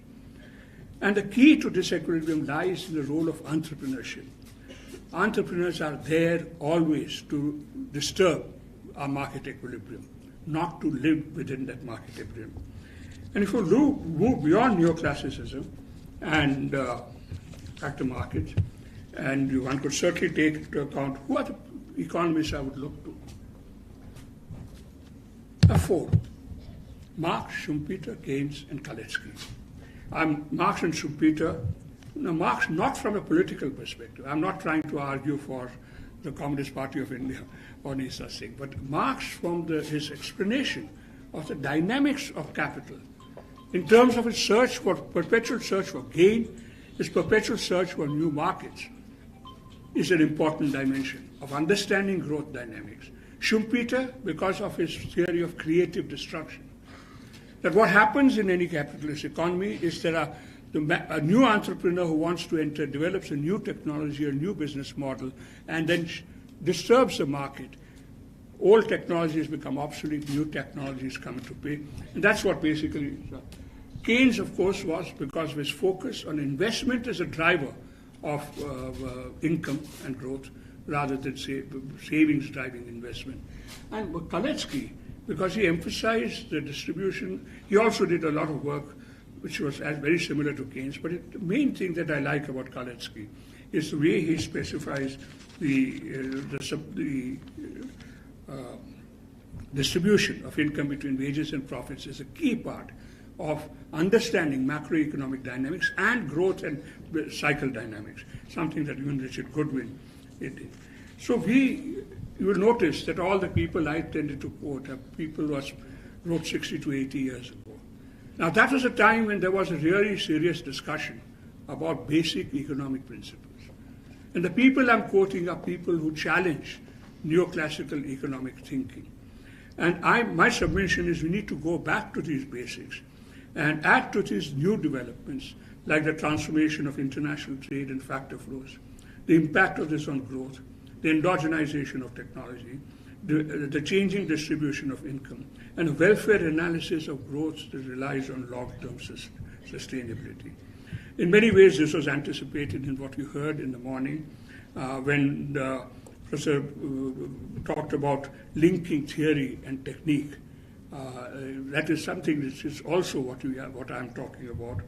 And when the Vice Chancellor spoke about, it was also very similar to what I'm arguing for, that from a development planning experience, revisit the way growth is formulated. And in my view, it has to be something which works from the sort of insights which were given by these old economists, which challenged neoclassical economics and which give you an explanation of what I'm arguing for, that it is disequilibrium which is the driver of growth. So let me conclude by these are the things we need to worry about, the transformation, and I've already mentioned this. But this is what Professor Chakri would have liked us to do, and I'm therefore leaving it at that point and hope that my message adds to the messages that you heard earlier in the opening thing about revisiting economic theory in order to get a better understanding of what is really happening in the economy. So thank you very much, and once again, many thanks to PIA.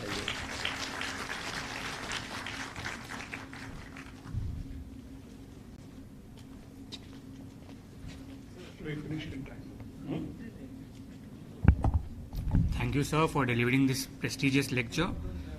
Now, before lunch, I would like to make a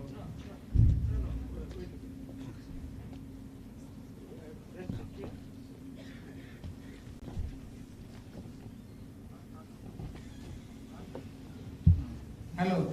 A few remarks as chair of the session. I will not take much time because the food is waiting for all of you. But Dr. Nitin Desai has already given so much food for thought. And I was wondering whether he was the United Nations Secretary General or he was professor in MIT or Princeton University. Such rigorous presentation of the ideas of growth, development, trade theories was really very wonderful.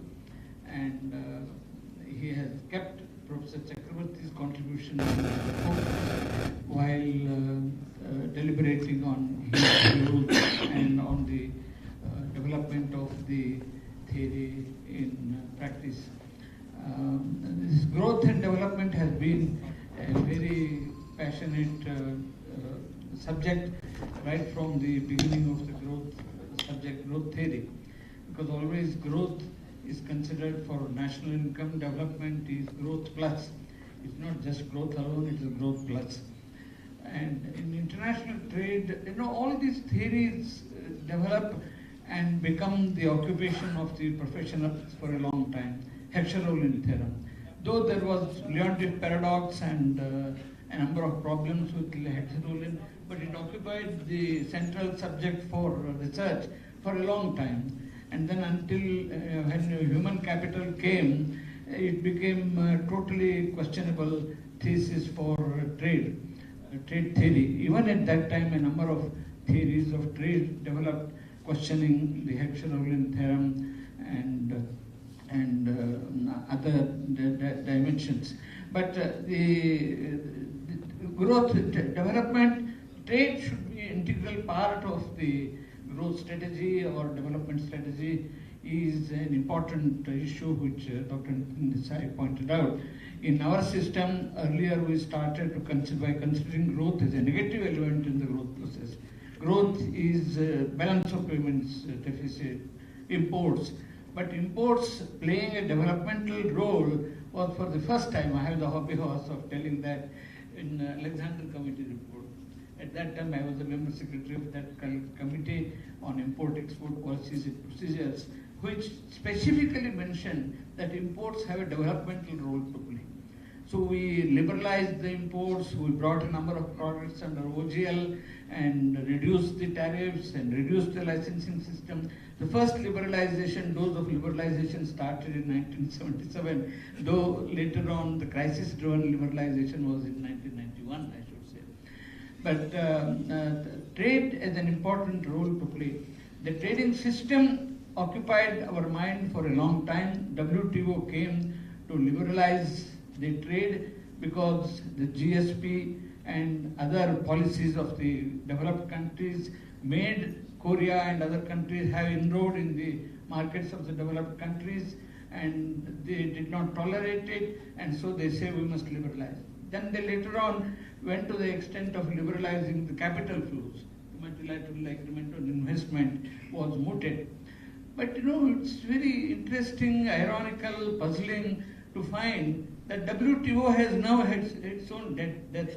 We were swearing, the Americans were swearing by liberalization of the global trade, and that is the panacea for all. The MIT school and other schools came up, and some of us were arguing that there is need for intervention in trade, and that is how the strategic trade policy of Krugman made a new path in saying that the intervention in trade is more optimizing than liberalization. Krugman, student of Jagdish Bhagwati, got the Nobel Prize, though Jagdish should have got the Nobel Prize according to some of us. But so the Krugman strategic trade policy brought in a break to the WTO system, and now WTO is no longer holding good. It's an irony of the history of economic thought or economic policy making, because the very proponents of liberalization practiced the non-tariff barriers and a number of interventions in trade and created a situation where developing countries now we have in a way come back one full circle in the name of Swadeshi policy, and a number of other countries also policy adopting their liberalization. So there is need for rethinking on the role of trade in the new setup as to what kind of policies are required to make trade as an instrument of growth. Now, I'm fond of giving a little food for thought for you. There is so much of wisdom in the ancient Indian thoughts we are totally forgetting. I will just give as a small appetizer to you. For instance, when we say environment, the ancient Indian thought says that it is not just Prithvi, Ap, Tejas, Vayu, Akasha, that is the earth, and these cause pollution, but the other pollutants are Kala, Dik, Atma, Manas. In the Sankhya Shastra, it is stated that time is the greatest polluter. We don't recognize overrun of the factories creates cost overruns, and not maintaining the time creates pollutions, and time, Kala, Dik, directions. I don't say Vastu Shastra, but even otherwise, the recognition of the direction, the space, is important in maintaining the pollution-free setting. Then more than that, Atma, the conscience, and Manas is mind. So mind is polluted. Howsoever you may do efforts to purify Ganga or purify environment by planting trees, if mind is polluted, it would be an ever pollutant in this one. So these are some of the issues. And then I'm a fond proponent of the resurrection of the ancient Indian thoughts for the growth and development debate. And I propose a concept called global welfare product. It is not just growth, material product, the wealth, material wealth, human wealth, and natural wealth. But more than that, we must have a wealth of values. Unless you bring in the values, even in the human capital, we don't have the values included in them. If you produce a doctor, he must be willing to work in the rural areas. If you produce an engineer, he must be willing to do in a selfless manner. The values of life are very important. In Sankhya Shastra, it is adhishthanam tatha karta karanancha prithak vividhacha prithak cheshta devanchayavatra panchamam. I will not go elaborate on that, but the value of karta, a performer, his attitudes, his mental attitudes constitute important values of life. Merely counting the number of years of engineering, counting the number of years of his skill formation is not enough. His mental attitudes. So these, some of the thoughts are in our ancient wisdom. We must, ancient, even Kalidasa said that Purana Vittevana Sadhu Sarva. Everything ancient is not valuable, but everything modern is not valuable. So we must have a new approach to economics by considering man as a holistic man, materialistic man, and a spiritual man, and consider the values of life as very important components of the development process, not just growth process. Since we are on a scale of x-axis and y-axis, if you get growth and if you get values, the values are collapsing and growth is increasing. That situation is the cause for human capital deterioration, for environmental pollution, ecological imbalance. Unless we sustain the development through proper sustainable consumption and not excessive consumerism, we will not be able to produce a viable, sustainable development. It requires more time to elaborate on these points, but still a new approach to development is required to make it welfare improving. That is some of my additional appetizer for your thoughts, and I thank Nitin Desai for his very, very energetic and analytical and extremely valuable, like a professor. He has not given up his professorial. Professor, any time? No. I have gone 6 years. But you have retained the professorial clarity, and I hope all professors agree with that. Future professors. So I compliment you. Thank you for having accepted our invitation. I'm sorry for taking a little more time than what is warranted, but I hope it will give you sufficient food for remembering Professor Chakravarti, conveying our respects to him, and trying to emulate such stalwarts. He was a bookworm. He was known. He lost his eyesight because of the excessive reading, and he was a moving encyclopedia. That was the name given to him. So let us have this kind of values imbibed by the professionals, and thereby make the profession of high value and quality, not just politically misdirected or academically deteriorating. Thank you very much once again for you, and I thank all of you for your patience and patience. Thank you. Thank you for your insightful views, Professor. Now, before lunch, I would like to repeat an announcement. Professor K.L. Krishna has lost his bag, and it is a conference bag having a green small bag inside, which is having keys. So I would like to request everyone to check their bags to see if they have misplaced their bag with Professor's bag. If they find it, they can contact the nearest volunteer or any of the organizing committee members.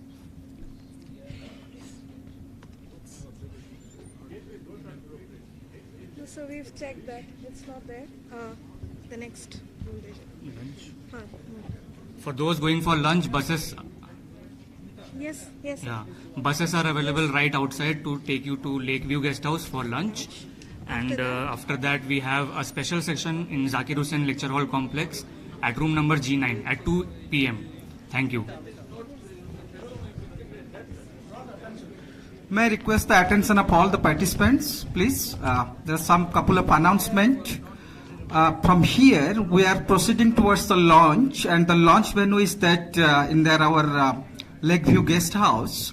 and we have arranged the transportation. There will be 2 buses available. So I request